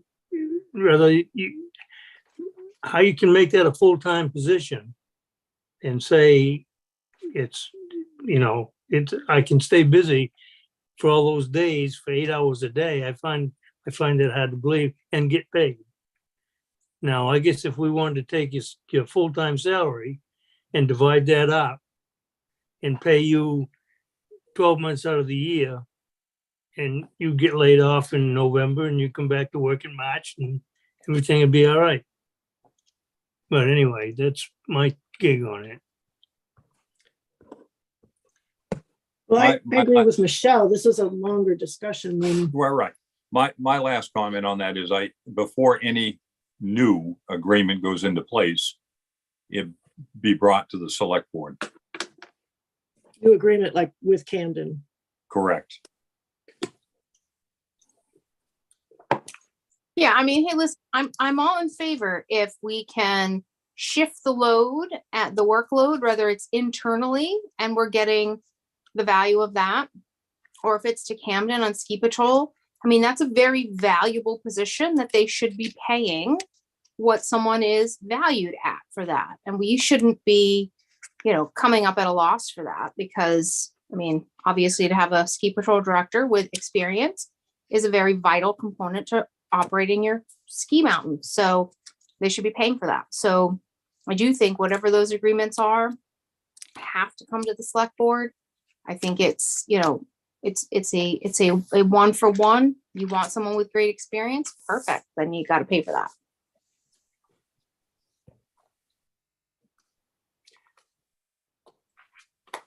Yeah, and I guess I heard Abby saying, she's able to do a lot of town of Rockport work. Yeah, and I over would there. caution it to go for one, because then it would be pulling the curtain. I would be pulling the curtain down on the harbor. And I really, honestly, in the 15 years I've been here, never been able to do that. Even when I was supposed to be laid off, I kept getting called back in, and we had to figure out comp time to go back to me. So if we think we can just, lock the door and walk out for 3 months, I just don't. Well, no. What I mean is, for whatever hours I see you're what you working mean. Camden, Yeah, I see what you mean. we Yeah, would I want see. to be equitably reimbursed for that, which we weren't in the past. Yeah. But understanding there's always going to be a component of off-season work that has to be done. But for the hours that you're not doing the off-season work and you're working for somewhere else, that we're getting that compensation. Gotcha. I would just add one piece of this is that I don't want it to get lost is the planning time and the organization time. I think a lot of our conversations about the harbor at the select board level over the last 12 months have been about policy and rules and organization. And that's something that, Abby really sort of started to take on this winter. And the harbor committee is also in kind working on those issues. And I think we need to do more of that, not less, as a town. And how we get there, or however we get there, I think there's a number of different ways to. But a lot of our conversations about whether it's saunas or it's sea level rise or it's entrances to the the marine park. Or parking, or wherever that might be. Those are really important pieces of the puzzle that prior administrations of harbor master may not have been able to tackle in the same way. And I think the board, the harbor committee, myself, we do need that expertise. So I recognize that's not what the board's saying, is that we don't need the harbor master at all. I just want it to be noted that, as we're talking about all these other things about where the time is, we need to think about that asset and how are we preparing for the coming season, because those influences, I know we're going to be talking about parking in July. Everyone's going to be in there. I couldn't get in, or this happened, or that happened, or this wedding happened. And the time for planning for that now, we can't deal with it in the middle of July because there's too much on the plate. So I hope we also have that in mind. Yeah, well. absolutely. And we would look to you, John, obviously, to help to manage that and make sure that those types of things are getting accomplished, and whatever prep work and pre-work that needs to get done is getting done in those slower off times. Mhm.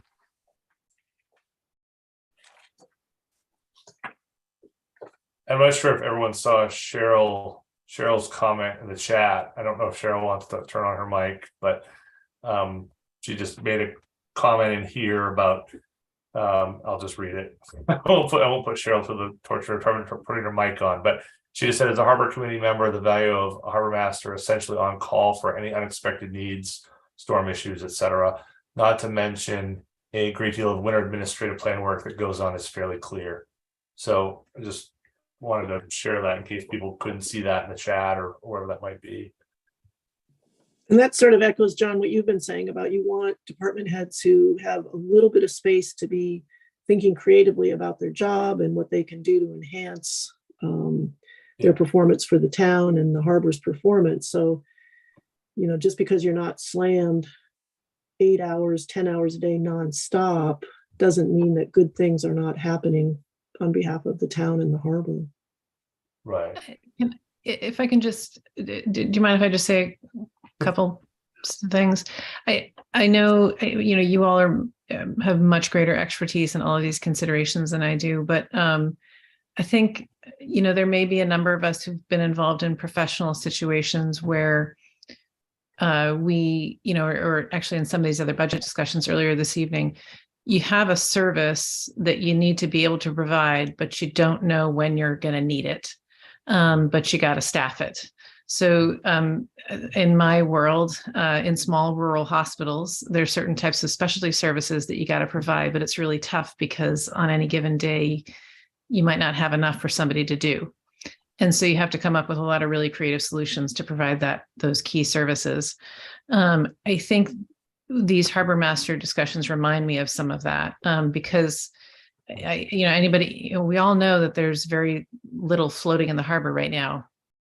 But it's not all about what's floating in the harbor. And there are some crises that have occurred in the winter in particular, especially this winter, actually, that have really needed emergent attention. And you want to make sure that you've got a person there available anytime for that. So I think that this is kind of what we're getting at. And I know the Camden agreement with the Snow Bowl is a tough thing, but I also, as has been said elsewhere, would caution folks in realizing that I don't know that you can make an apples to apples comparison, especially because that availability that hopefully is being valued is always there, essentially, even with the Camden agreement.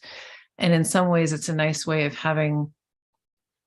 recovering some of the cost of guaranteeing that availability, not to mention the fact that anybody who pays for mooring space, tie-offs, all of that, by now recognizes that Abby's taken that over completely this winter, essentially, which was not something that she was asked to do previously. And it's not a small thing. Although, one of the accomplishments has been some advances in being able to do more of it online. Mhm. So I know, a lot of this is a discussion that, maybe should be continued elsewhere, but in the short term in this budget, I think it is really important to think about the year-round availability aspect of things and the value of that, as well as the planning that occurs in the winter. So, and I, just so as people have a better understanding of my displeasure, Jonathan and Jim and I had a chance to get down to the harbor master's office and look at it a month and a half ago. And it was filthy. Upstairs, downstairs, in the garage, it was filthy. So that was my comment about it should be when you leave to go do whatever over at the Snow Bowl, that place should be turnkey ready so that when you come back in the spring, you don't have to clean it. That's interesting, Mark, because I didn't get any feedback from my direct manager about that. And Yeah, you're well, now Jonathan, saying it on this, but so here, so what I said to Jonathan, and Jonathan can confirm it, and Jim was there. I did not say anything to Jonathan other than, what do you think? And he just shook his head. So that's my problem, is we have a town facility that deserves better. I would agree with you, but I will tell you that on December 31st, we had a giant event with 2,000 people there, and the Snow Bowl opened that same day. And I'm coming in and I'm running, and if you looked closely, all of those things were directly related to that event. I take direct issue with calling me out on a public forum. I have never felt so disregarded, disrespected, not appreciated. I work my ass off for this town. I bleed for this town. I do whatever I can. And then I go over and I work 7 days a week at the Snow Bowl so that I can do everything. And I'm doing it all the time. Just because my car is not there does not mean I am not the harbor master of Rockport, Maine. I am always.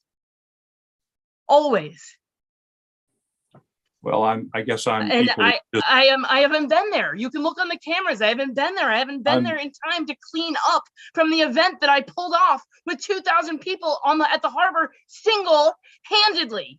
I guess I'm equally disappointed that your manager didn't tell that to you. I mean, I didn't mean to put it on John whatsoever.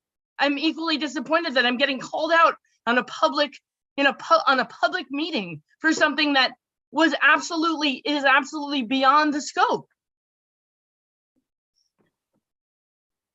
Okay. I think this conversation about the budget is where this should lie. I agree. And I think, Mark, you can certainly have opinions about what that should be or how that should be. And then certainly we can talk about whether or not how that works. The select board has not voted to direct me to send any message. Are you knocking on other people's office doors and walking into their offices and checking out with no given notice and checking out what their offices look like?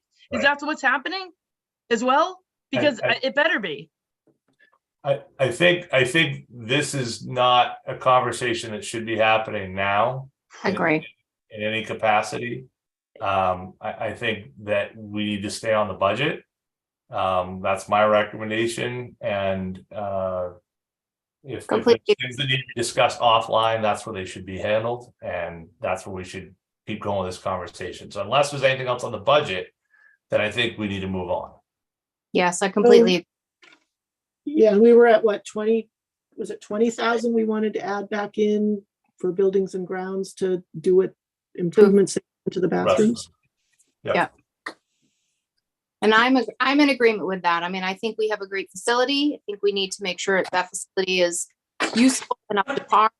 If we can make sure that it's fully stocked, that's great, so that we can make sure it continues to be useful and up to par, but I don't have any concern with that amount. And what about new washers and dryers? I think that's a really good thought, and I don't know what everyone else thinks about that. And I didn't realize, I guess, that we didn't own them and we contracted them out or what have you, but I would think that's a money-making opportunity I'm sure they're busy. To Eric's point, I think there's obviously expense that's associated with that, but I don't know. I think that probably, I don't think it was put in. I'd be interested in that. What's that? Yeah, I'd be interested. I mean, if we can make a little money.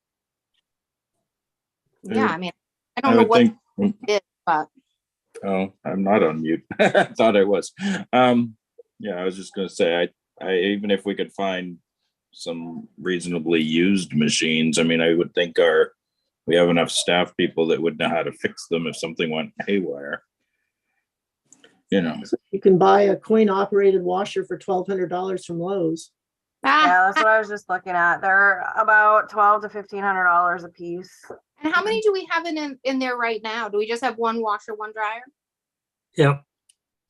That's probably all the space we have, unless stackables could work.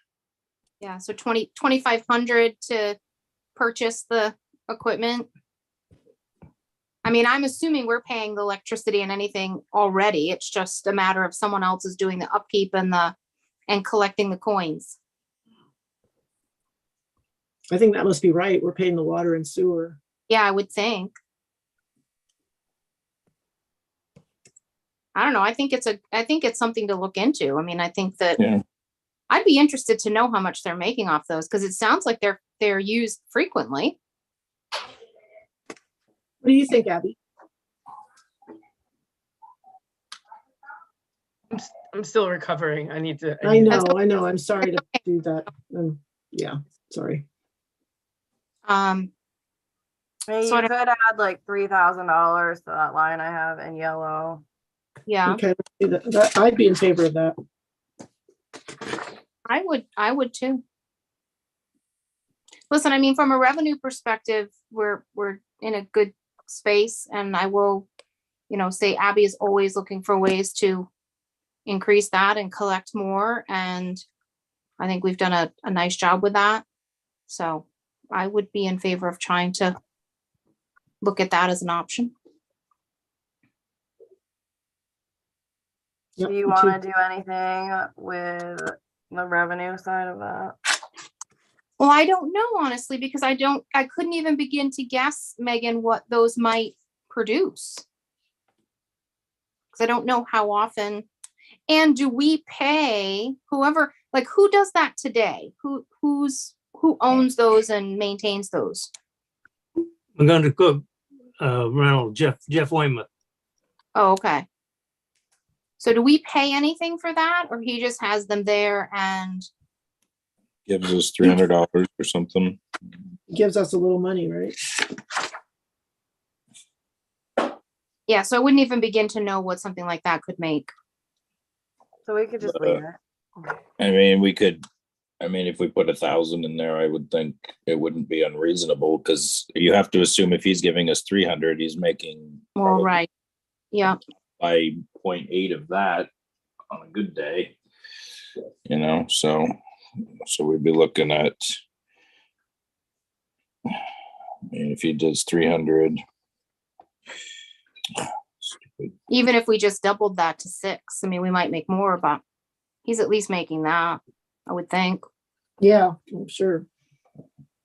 Yeah.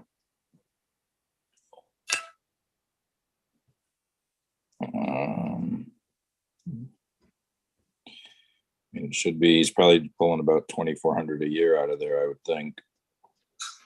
But I mean, I think put in 1,000 anyway. Just to be safe. Yeah, I don't see why you wouldn't. I mean, he's not making $1,000 and giving us and giving us 300 of it. There would be no reason to leave them there. You know, he wouldn't be making enough to keep them. Don't worry about the worry of them. Yeah. Yeah. Yeah, whatever you put in there is fine. I would say that, you know, there have been some repairs over the years, but the machines themselves are antiquated and old and just need some serious upgrades. Yeah, so I mean, Yeah. we were, So maybe it's So time if we upgraded them, we could charge more. I mean, he's charging, you know, I think it's $1 for people have to just feed quarters into the dryer to actually get it to dry. So if they were more efficient Oh. machines, which I know we Yeah. can get, we could charge a little bit more. You just get the big Yeah. drum. I mean, people would be 150. coming down there to do their laundry and look at the view and, you know, go to the beach. and Abby, is there any other dispensers, like detergent dispensers or anything else that we would have to purchase to? There, I mean, we probably would want to, if we're gonna, you know, up the game like that, if we're gonna make it a play. There are ones, but they're, like I said, they were the original ones, and I never really kept them. We kept them stocked for a little bit, and then nobody ever used them. So we just kind of, You know, boaters are sort of do-it-yourself kind of people. yeah. I don't know that we have to do that. I mean, maybe we can do like a Costco. We don't have a Costco here, but maybe we do a Sam's Club thing, and we do, you know, sometimes I've done that and bought like a thing of the pods at Walmart, and then, you know, people can, you know, buy them for $1 or something, Yeah. just to Mhm. make it easy. Some options, sure. Yeah. Yeah. Yeah, I mean, listen, I think if there's an opportunity to make a little bit of profit, we should look at that. Yeah, So, why not? right. Okay. Anything else for Harbor? No, I'm happy with Yeah, I have a question, Abby. When are we gonna place the pilings? Yeah. That's a good question. So that is all dependent. I have a contractor all lined up. I have the pilings ready to go. We have the Army Corps of Engineers permit. I had a verbal agreement from the Army Corps of Engineers that we didn't need, that he said that we didn't need a DEP permit, but then the Army Corps woman that came in after him, or actually FEMA, came back and said, well, we need that in writing. So that's what I'm trying to get right now. So we're hopefully going to do the piling work as soon as we get DEP, either permit by rule or an email that says that we don't need one. Is that right, Megan? Right. That's all we're waiting on at this point. Yeah. So the contractor's chomping at the Okay. bit. Okay. And FEMA knows that we want to get the project done by April 1st. So as long as we get the information from DEP to move forward, they said that they'd fast track the project, but we can't do any part of the project until we have approval from them, because if we do it beforehand, then we risk our chance of recouping the money that we spent. Great. Thank you, Abby. Thanks for keeping an eye on the bottom line over there. Yeah, you're welcome. Right, anything? All right, let's move on. Not a lot new here.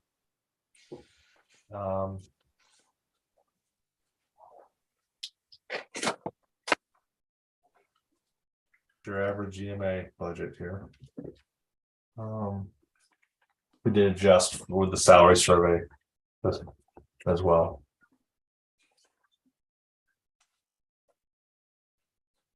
Okay. Anything else? Keep going, Public Works. All right, Public Works.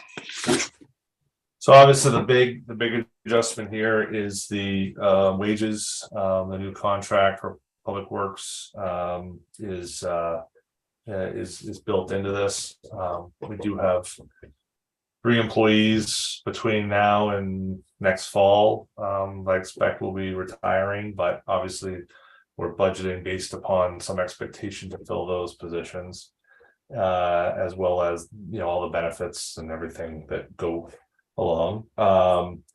We have there were some reductions that I made just to try to you know, find a way to make room for these wages. Is we're sort of going down the contractual, that is a little bit of an increase on the rental of equipment, but that was from a corresponding cut that I had made to the department head budget, Mike's budget, to purchase an excavator. I requested that we put it in, but of course, when we went through, you know, and seeing the totality of the budget, I couldn't think we could afford it. But instead, I've increased that rental equipment line to try to make sure there's enough so we can still have the work we need to accomplish with that larger excavator, but without the full expense of purchasing. Apart from that, I think the big ticket items that's on this budget. Are we going to be able to, Jonathan, purchase the tools and equipment we need that are privately owned currently? Yeah, actually, there's a handy dandy new toolbox that's sitting right there in front as you walk in. Looks great. It's shiny. It's beautiful. Mike found a great deal on it, and they started outfitting that box. Jimmy Aldis took his toolbox home. He's not done working, but he literally took his toolbox home about a week ago, and I think that was he said that was a little bit of an emotional moment for him. 45 years. Yeah. Yeah, so we have that toolbox, and we're starting to get that filled up. I was over there before the big storm there last Friday, and you know, just as I was sitting there, they're running out to get more tools to add to the box. So things are happening, and Mike's with us too. Mike's, I don't know if there's anything else, Mike, you want to add to that. If you can find the mute button.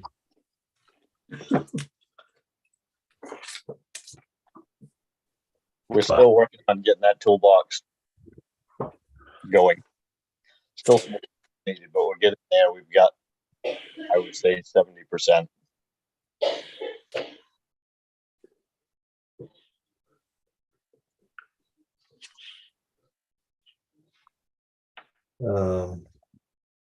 Yeah. You know, and the only other, one thing I should mention, and I mentioned it in the meeting the other night, but the paving reserve, road construction paving reserve, it's up a little bit over last year, but that's merely to reflect the higher cost of paving budgeted last year. It's not more paving. We're meeting the needs of that, but it's just simply it costs more per ton this year than last year. So, or than we projected last year, I should say.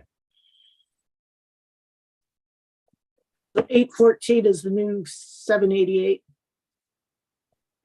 Is that what you Yeah, mean? exactly. That's exactly right. And then obviously you can go a little bit further in that budget, that section of budget, and look at the roads, some of which were put off last year because Mills, the Park Street project, what really rose to the surface. So there's some sort of deferment, in what is on this year's schedule.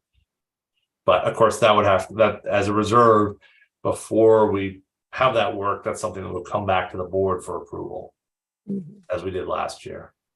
Yeah.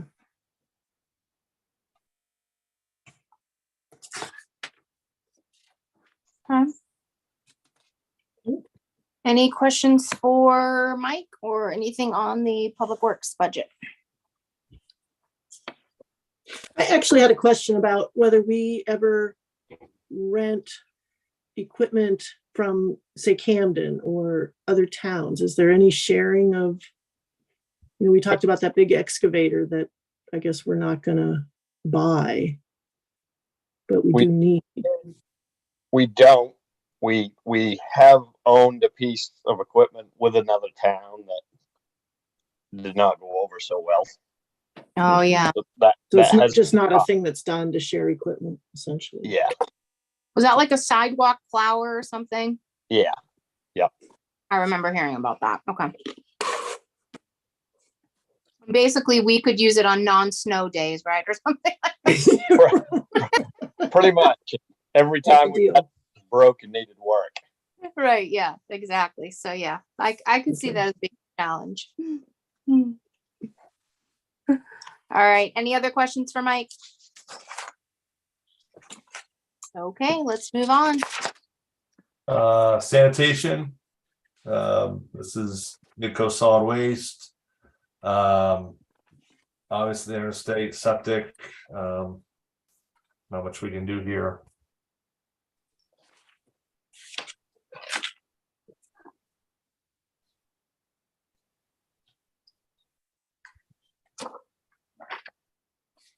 Nope, I don't think there's much we can do there. Okay. Go to library. Let's go to library. Obviously of the lines that are in white, well, they're highlighted in white. The gray lines are those that are covered by the library committee funds. Obviously the biggest impact here is wages and benefits. So apart from that, I don't think there's much. We did talk about the elevator maintenance number, whether or not we should reflect that. Eric had mentioned that maybe that should go up to 1685 to reflect actual cost. And I saw a lot of heads nodding when we talked about that the other day, but this would be the time if that's what you'd like to do. I think it should. Yeah, I mean, if that's what we're spending, and I know some of that is because it's maybe new, I don't know. I think it's only going to get more expensive, so. In the overall budget, it's $285 really. Right, much. it's not gonna, right, agree. Yeah, Let's put it in there because that's what's going to spend, and then we're not stealing it from some other line. yeah, agree. Yeah.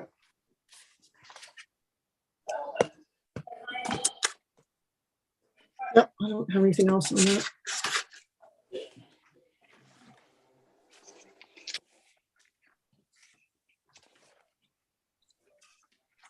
Okay, anything else for library? Okay. What's up next? Conservation Commission. We talked about $250 on their travel. We were debating whether, I realized they took it out, but we did discuss it. Can I interject? We actually do have travel funds allocated, but they're under 4135. Oh, okay. As long as you had it in there, that was the concern. Just wanted to make sure we weren't cutting anybody short. We're covered. Okay. Thanks, Bob. Appreciate it. I didn't have anything on here. Is this one where we don't see the grant, would that show up as revenues for Conservation Commission or? Depends on what the grant's for. If the grant is to fund a project that wasn't originally like a budgeted project, then it goes to what we call a general ledger account, and then the expenses for that project are expensed against that. If the grant is for something that was a budgeted expense, so the expenses are running through the actual budget, then it would show up as a revenue in that Okay. budget. Okay.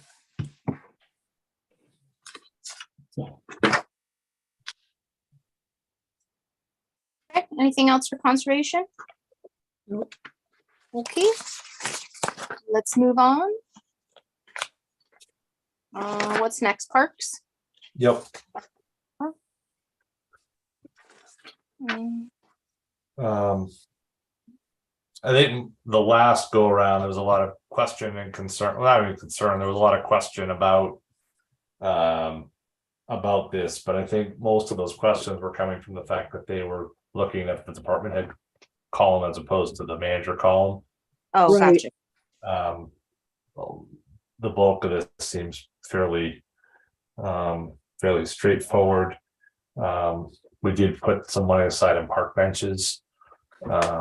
But there was some larger requests that, again, I think perhaps, I mean, you could argue that there's a reserve perhaps that could be set aside at some point, but I think it's still pretty unknown what, some of those corner of the bridge, I think it's a great project. It makes a lot of sense, but with so much unknown, it seems just a tad premature at this moment, but I think it's a good project, but just not this year. Yeah, as a devoted park person, I still don't want to spend money that we might just end up tearing out. Right, yeah, true. That's the difficult part. But Yeah. also, I want to say credit to Public Works who cleaned that out, and it really does look nice. So Mhm. Yeah. I just want to make that, and at the top on the other side as well. That they did a nice job. And I'm not gonna quibble on portable toilet rentals, but it looks like we have 1,000 in there. We don't normally spend 1,000. Do we think that we'll just have more expense this year, or?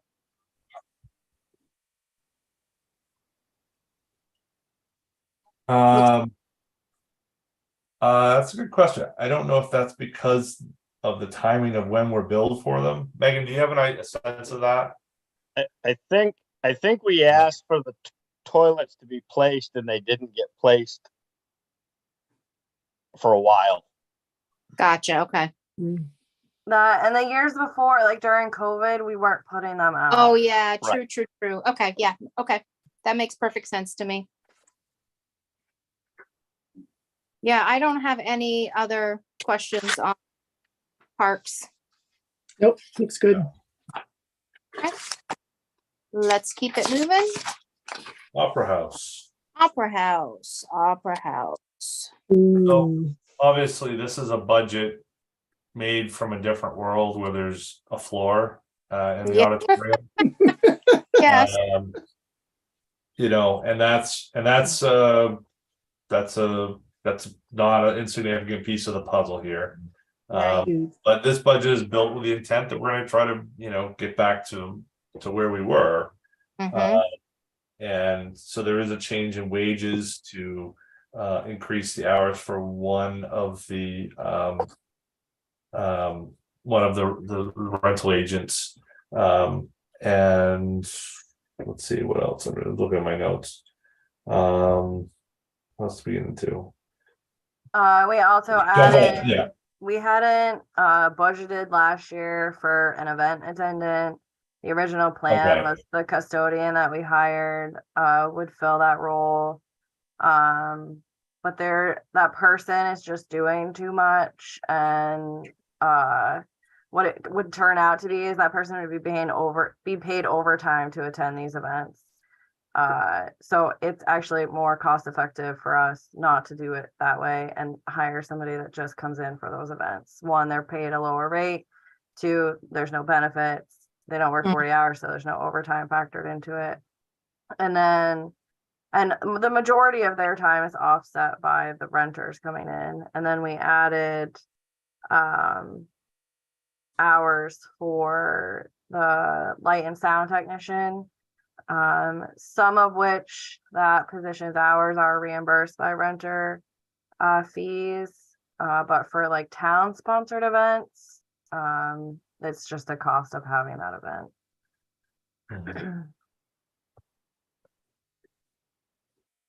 And again, this is to save the bigger conversation and discussion. The agenda that Michelle looked at and signed off on is a section of discussion about this issue, about what to do or where to go and what our future is with this building. I don't anticipate solutions that on Monday night. I think it's really just to simply talk out in public as the board to, talk about these issues and start the conversation publicly about what we're facing and what, costs may be to come beyond what insurance is going to cover to get the building back in working order. Yeah, so, and to that end, I don't see the point in this budget really, other than the extreme maintenance of the building with heat and electricity and water. Because until we know what it's going to cost to put the floor back in, or how much time that was going to take, where are we going with this? Well, we know that the insurance company is going to cover the hardwood floor. We know for a fact the insurance company is covering the hardwood floor to go back upstairs. What we don't know is if they're going to cover the new underlayment. The underwriter or the claim administrator, MMA, is on vacation this week, and I was promised an answer by the middle of next week in terms of what they're going to cover for that. We know for a fact they're going to cover to replace all the flooring in the green room and meeting room, as well as any sheetrock and insulation that was ripped out, as well as our video equipment that was damaged with the library flood. So at this point, really the only expense that we're unsure of is the underlayment on the floor in the auditorium. Okay. We know that the insurance company is going to cover everything else. Right. So what are the odds of, before we finalize a budget, of finding out from somebody what their estimate is on getting, if we had to pay for the underlayment, what that would cost? I guess would be the next question, because we would have that by the time you finalize your budget. yeah, because at this point, I'd rather draw an X through this and just put $50,000 there to maintain the building so it doesn't fall apart completely. And because I'm thinking we're not going to, even if it's, unless it's $20,000 to put an underlayment in, where are we getting the money? Somebody's going to have to step up and write a check, or we can't do it. Well, not necessarily, because there is money in the Opera House reserve that we could use. If we had to pay $20,000 to put new underlayment down, we have the money that we could use. Okay. But I think we need to quote from somebody to say, this is what it's going to cost to put an underlayment in, so that we can have a better understanding of what this is going to cost. And I realize we're going to talk about this on Monday, which is great, but I just want to get that out there so that we're not coming up to the last 11th hour going, well, we don't know if it's a functional thing, if it can even happen. Right. So I think maybe in the next couple of weeks, hold on kind of. Yeah, I think we need to pass on this one, right, and wait until we know if we can get an answer on the insurance and find out how much the floor is going to cost. Then we can make a decision. Up until that point, this budget doesn't mean anything to me right now, because we don't even know if we're going to have a building for the next year. Right. Okay. I'm okay with it as a pass. Yeah, and I'll say the budget makes sense for a blowing and going opera house, which is where we were. But I do agree that let's wait and see. Yeah. And I'd argue to the insurance company, it's no good to repair the hardwood floor if there's nothing to put it on. Well, that's my argument. Good. Mhm. Okay, any other questions on that one? Okay, let's move forward. Creation. Okay, This is a fairly straightforward. There aren't any changes I made from the department head budget apart from the paving.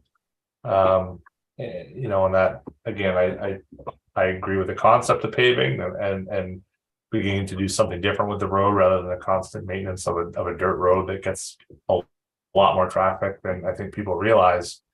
However, this wasn't the year. And my hope is also that if the capital campaign is successful, then there may be some alternative sources to help fund this piece. So I think it's a good project, just not one that I think we can afford in this source of funding. So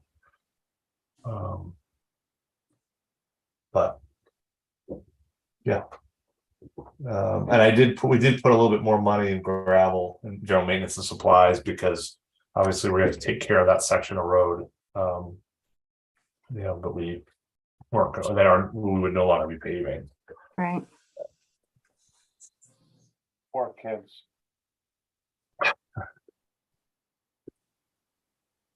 All right, That's it. any questions on that one?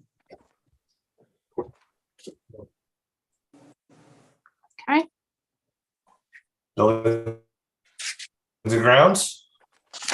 So this is a bit of a, you know, this one's a little bit harder to follow just because we're moving from other departments, and so we took the maintenance lines from our buildings and put them into this department to try to get an apples to apples. Again, as I said last night, this was an attempt to try to make sure that Glenn, as our buildings and grounds guru, is the one who is overseeing those budgets and can ensure that the projects are done. And also, we're really moving away from using contracted services where we can and try to use in-house labor, because Glenn is a bit of a jack of all trades, and Matt is right there with him. So the ability to have both, we get a lot of projects done and done very quickly, like we talked about the closet next to the counter.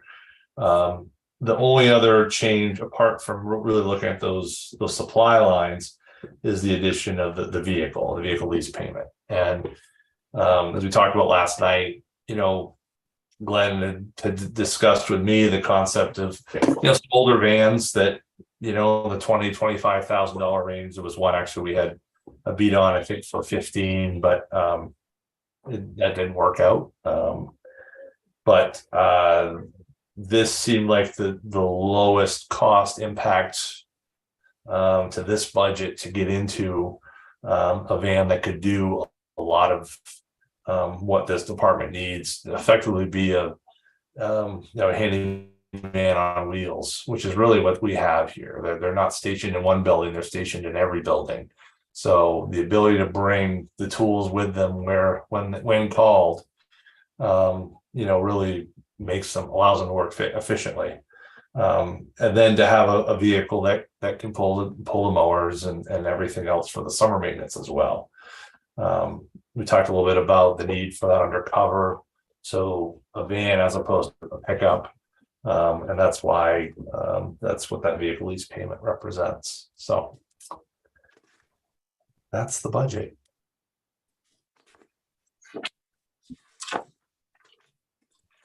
all right, any questions? All right, what's next? Next up, we have town office building. Okay. The town office building is, again, it's a little bit less exciting than it used to be without some of the maintenance lines moved over. Probably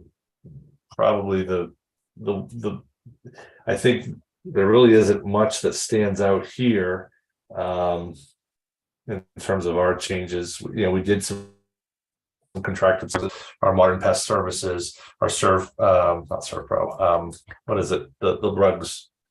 Say it, Megan. UniFirst. Yeah, yes, UniFirst, thank you. So that put a big kind of jump.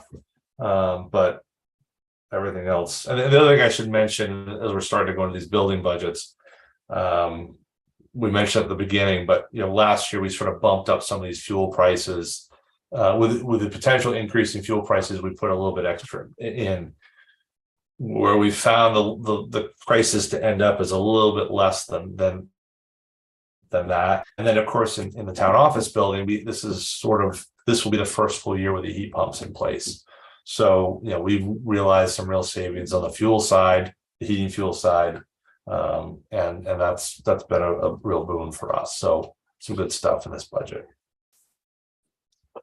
Then I've heard from several people about the solar power, the solar panels. Mm-hmm.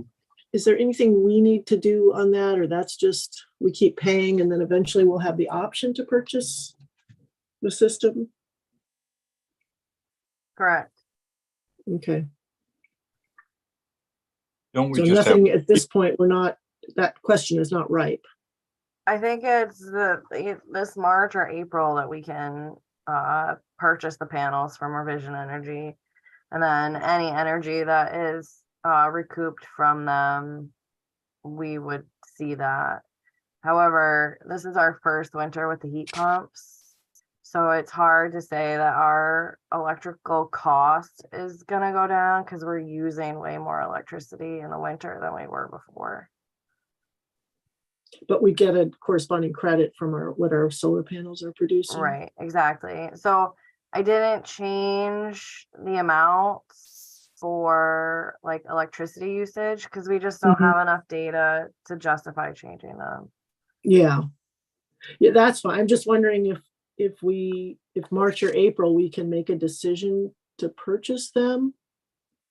Should that be something we talk about and need to include in the budget? We have budgeted for the purchase of those panels since they were put on.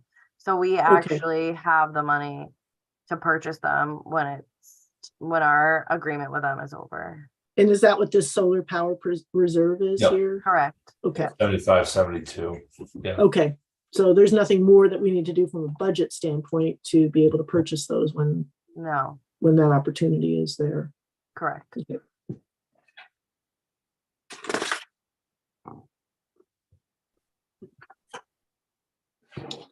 All right, any other questions? All right. Let's move it forward. The public safety building. Again, heating fuel, this was one we budgeted 10.7 last year. We're budgeting 9,100 in heating fuel. So again, trying to find ways to a little bit. So this is a budget that's down over last year as well. About $7,000. Great. I assume nobody wants to argue with a cut, so. No. We'll take it. We got enough everywhere else to spend, so, yeah. That's right. All right. West Rockport. Again, this is in this budget. Again, last year we had some building design engineering that was sort of we had hoped was the end of that process in this existing budget. So we have some things to take care of there, but not a lot in this new budget to consider. Whether it's the last bit for this building or not, we'll find out in June or sooner. Who knows? So the building design and engineering line item, that's for the new state, right? Yeah. So the 10,000 contingency that came out of the sort of general administration could have come. I don't really care, I guess, where it comes out of, but we could have overspent the line. Yeah. But isn't the line 50,000 was budgeted? Right. There's some due to that we haven't. I don't think they have come in yet. Oh, you're gonna hit that already? Right. Yeah. Okay. Got it. I've asked them to hold some bills for us because that work wasn't anticipated. And so I wanted to make sure we were closer to the end of our fiscal year before if we had to move things around, we could. So, and Amanda, Bill, and all of our engineers and consultants have been very understanding in that regard. So I'm appreciative of that.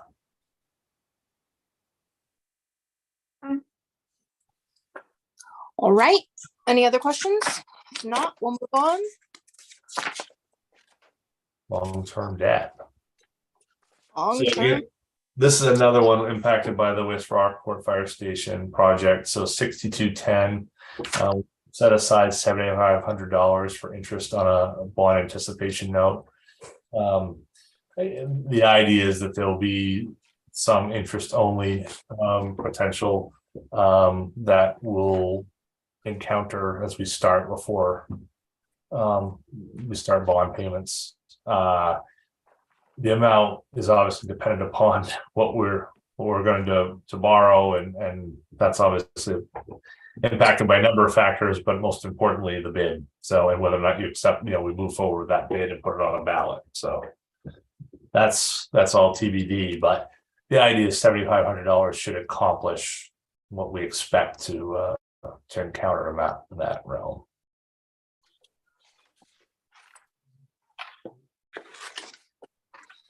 Right. County fees, whether we want to or not, we have to pay this bill. So if they don't, they arrest me as the treasurer, and the five of you aren't far behind as so this is not much choice here. So yeah, it's up 16.3%. And again, as I mentioned last night, the overall budget was, what did I say, 13%. But that differential is because of the fact our valuation has increased more so than other communities. So unfortunately, we were taking an even bigger bite out of a big jump by the county budget. But again, most of that county budget is impacted by wages and benefits, just like ours is this year.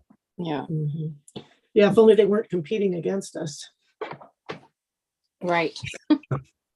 Well, we win most of the time anyway, Denise. We're better. We're right. Of course we do. Good. All right. What's next? Cemeteries, right? Yeah, cemeteries. This department is really impacted by a $50,000 we set aside 60 actually because we want to make sure we got the project completed. But there's some incredible water. Actually, Michelle, you're the one that emailed me initially about this. Yeah. A lot of water in the Seaview Cemetery, graves underwater, standing water, just unacceptable in every which way. So Bill Lane from Gartley and Dorsey got together with Mike and devised a plan to sort of do some create some drainage and move the water from that section way out to the back where that culvert, that ditch is just beyond the stone wall. That would be entirely funded by use of the reserve to do it. So it's 110 to the trust fund, but that's partly, some of that is same as we planned to do last year, which was use $50,000 to offset some of the incredible mowing increase we saw. Mm-hmm. So it's 110,000 this year, 50 for the mowing and 60 for this repair. But once we're done with that, we're pretty much tapped out with what we have available in that trust fund. Not that we don't have more, but we don't have the excess funds available to spend. So this is a big swing for us to get this completed, but it will for the families who are impacted by this. I'm not sure. I think if we pass the hat, they would probably try to come up to cover this because it's really a concerning situation, and it absolutely is. Yeah. Shouldn't happen. So. Does that mean we start finding some of that what we've outlined as potential plots at Seaview Cemetery really shouldn't be being sold? Well, so the areas that are wet are current grave sites. So we're Existing grave sites, yeah. existing grave sites, and we have, Yeah, so we have to take care of stone that. I guess I markers. just, yeah. Yeah, with water in around them. It's. I was wondering if there's more, if that's an issue in other parts of the cemetery, maybe which aren't yet allocated. Yeah. This will help the lots that haven't been sold as well. This will help drain that. There is a little bit of dampness there, but this, I think, will take care of that. Okay. So Jonathan, with regard to the West Rockport, Rockville Cemetery, Yep. should there be an expenditure for the leveling of that and an offsetting revenue when we sell the building or the property? I just want to make sure it gets done.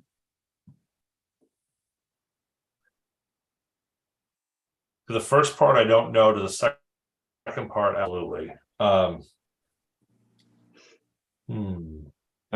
just saying, should we put it in Yeah. there as I an know expenditure with an anticipated offsetting revenue when the property sells on 17? That probably makes a lot of sense. You're right, Mark.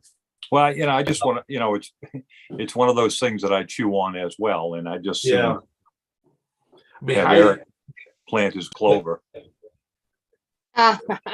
Mike, did you ever get an estimate on how much it's going to cost to do that project, the pushing over of that hill? Because you and I talked quite a bit about it. Oh, You're on mute, Mike.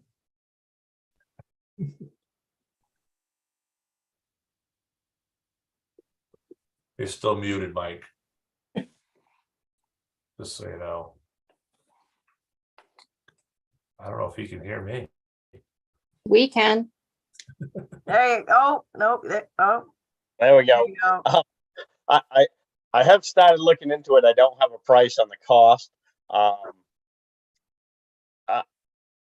It's according to whether we do it or whether somebody else does it. If we do it, it probably is going to be, renting a machine in $5,000. If somebody else does it, it will be probably twice that. It should be fairly simple. We're going to prep it. We're going to get rid of all the trees that's there that need to be taken out. So I can come up with a cost if we subbed it out before the budget will be final. We Yeah, could also general ledger the expense and then use the offsetting revenue to zero it out. And then you could use any excess revenue either to offset next year's budget or put it in a reserve account for something else, or let it go to the unassigned fund balance where it's just an unknown expense that we know is going to have a revenue coming in to offset at least that portion. Yeah, and I'm just trying to get it so that we don't, it doesn't get kicked down the road again. If we've got money in there to get it done, then it gets done, and we don't have to think about it next year. That's been on the top of John's list, and he has told me that he wants to get that done. So good. The only weird thing about that one is that, when we sell the property, making sure it hits the right year. So, Megan might have to move things from year to year. My hope is to get that sign up once we stop meeting about budgets 2 or 3 times a week, to actually get that sign built and put out there on the road so people can call and get the bid packet written up and so forth and so on. So, Yeah, I hope would is think to get that out this spring so we can get the revenue, and get started. Well, that's what I mean. I would think it wouldn't have to go into another year. I mean, if we put the money in and it's approved in June, then we sell the place someplace between July 1st and June 30th of next year. It'll be a wash. So.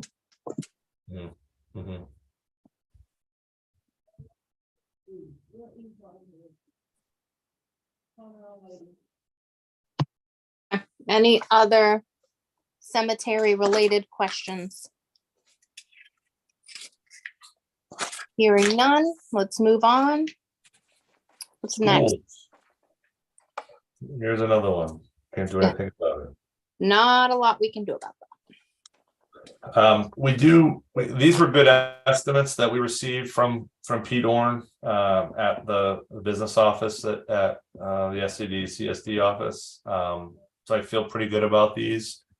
Megan, did he say that they were gonna still, these could go down a little bit, or did he say he felt these were pretty firm? I can't recall. He said that they could still be adjusted. I think that their meeting next Tuesday, is it? Yeah, that's Yeah, right. I think it's next Tuesday, because we had a budget meeting scheduled the same night they Yeah. were meeting. 14th. Yep. Which I think they're set to approve their budget, so I think at that point, they're not gonna change. I haven't heard from him since I asked for the original numbers, stating that he thought they were gonna change, so I think these are in the ballpark of where we'll be. Yep. Okay. And then the last one is special assessments. So this is just tax billing. And then the revenues of obviously state revenue sharing. We feel pretty good about the 500,000. And then the use of the UAFB, the fund balance of 380. So and those are obviously big ticket items or big, big sections of this budget. And the one thing I don't think it got lost last night, but I just want to sort of reiterate, 380,000 is the amount over the policy the board set a year ago. So that's allowable to be used. So it's not sort of a made up number or whatever it might be.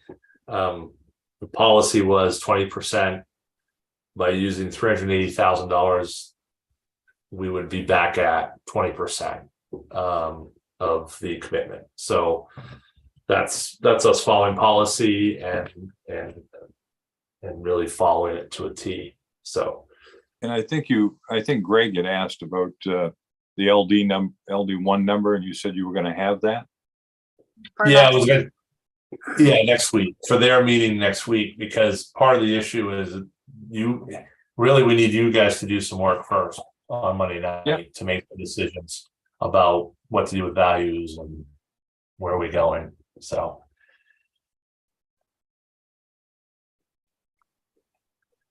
Okay. All right. What's next? That's the it. end, so. That's the end. And we That's made the the changes we want to budget. make, right? That puts your net budget at 7.67%. That's those washing machines. Speaking of which, when we do get the new ones, we want to specifically set up a reserve account or a revenue account for them. So any monies made can go right back into that to help offset any new purchase. Okay. So can we talk about next steps? I know we're meeting regular select board meeting on Monday. Yep. And the budget committee's meeting Tuesday, correct? Right. And So. then Mhm. go ahead. No, I was just gonna say, so that means this is your budget. We're gonna go forward, this is your budget. The budget committee will review this on Tuesday. They'll make recommendations. Last year they had 4 recommendations that they voted on. Yeah. No idea what number there would be this year. And then those would come back to you on April 3rd. I think it's April 3rd. And then you meet that night and discuss just those recommendations. And then if you had a subsequent sort of counter proposal, or they meet again on the 4th. And then your meeting on the 10th is to set the warrant. So sort of locked in, that's it, on April 10th. And then they meet on the 13th to vote their recommendations up or down on your budget. Okay. I did that all from memory, but how did I do, Megan? Pretty That was good. So you guys did make a few changes, but they weren't anything like off the wall. Do you want me to just put in generic comments based around what you talked about when you made the changes? Do you want me to send you draft comments before I put them in here? How do you want to handle that? I'm comfortable. Generic's good for me. Yeah. Okay. We didn't make anything drastic that needs major explanation. I think we covered it in most of the meetings anyway. Perfect. The only question I wanted to ask is, I know we have ARPA monies floating around. Can any of that be applied to some of these wage bumps like all the rest of the people have done? Or are we stuck with not using that for anything? Or are we just going to let it float around forever? Or I think you their have opinion? a higher and better use that you could do with that ARPA money than use it to offset wages for 1 year. Yeah, I know. I was just curious if, My personal opinion. yeah, And I would add, I think we're gonna have some opportunity, I won't call them opportunities. We're gonna have some places in wastewater, we're gonna have to spend some money in the next, 2 years. Win, lose, or draw in terms of a worth or no worth or whatever that might be. I think, there's the problem is $177,000 won't go far enough, right? Yeah. That's the problem. So for Monday's meeting, there is also set aside an executive session period.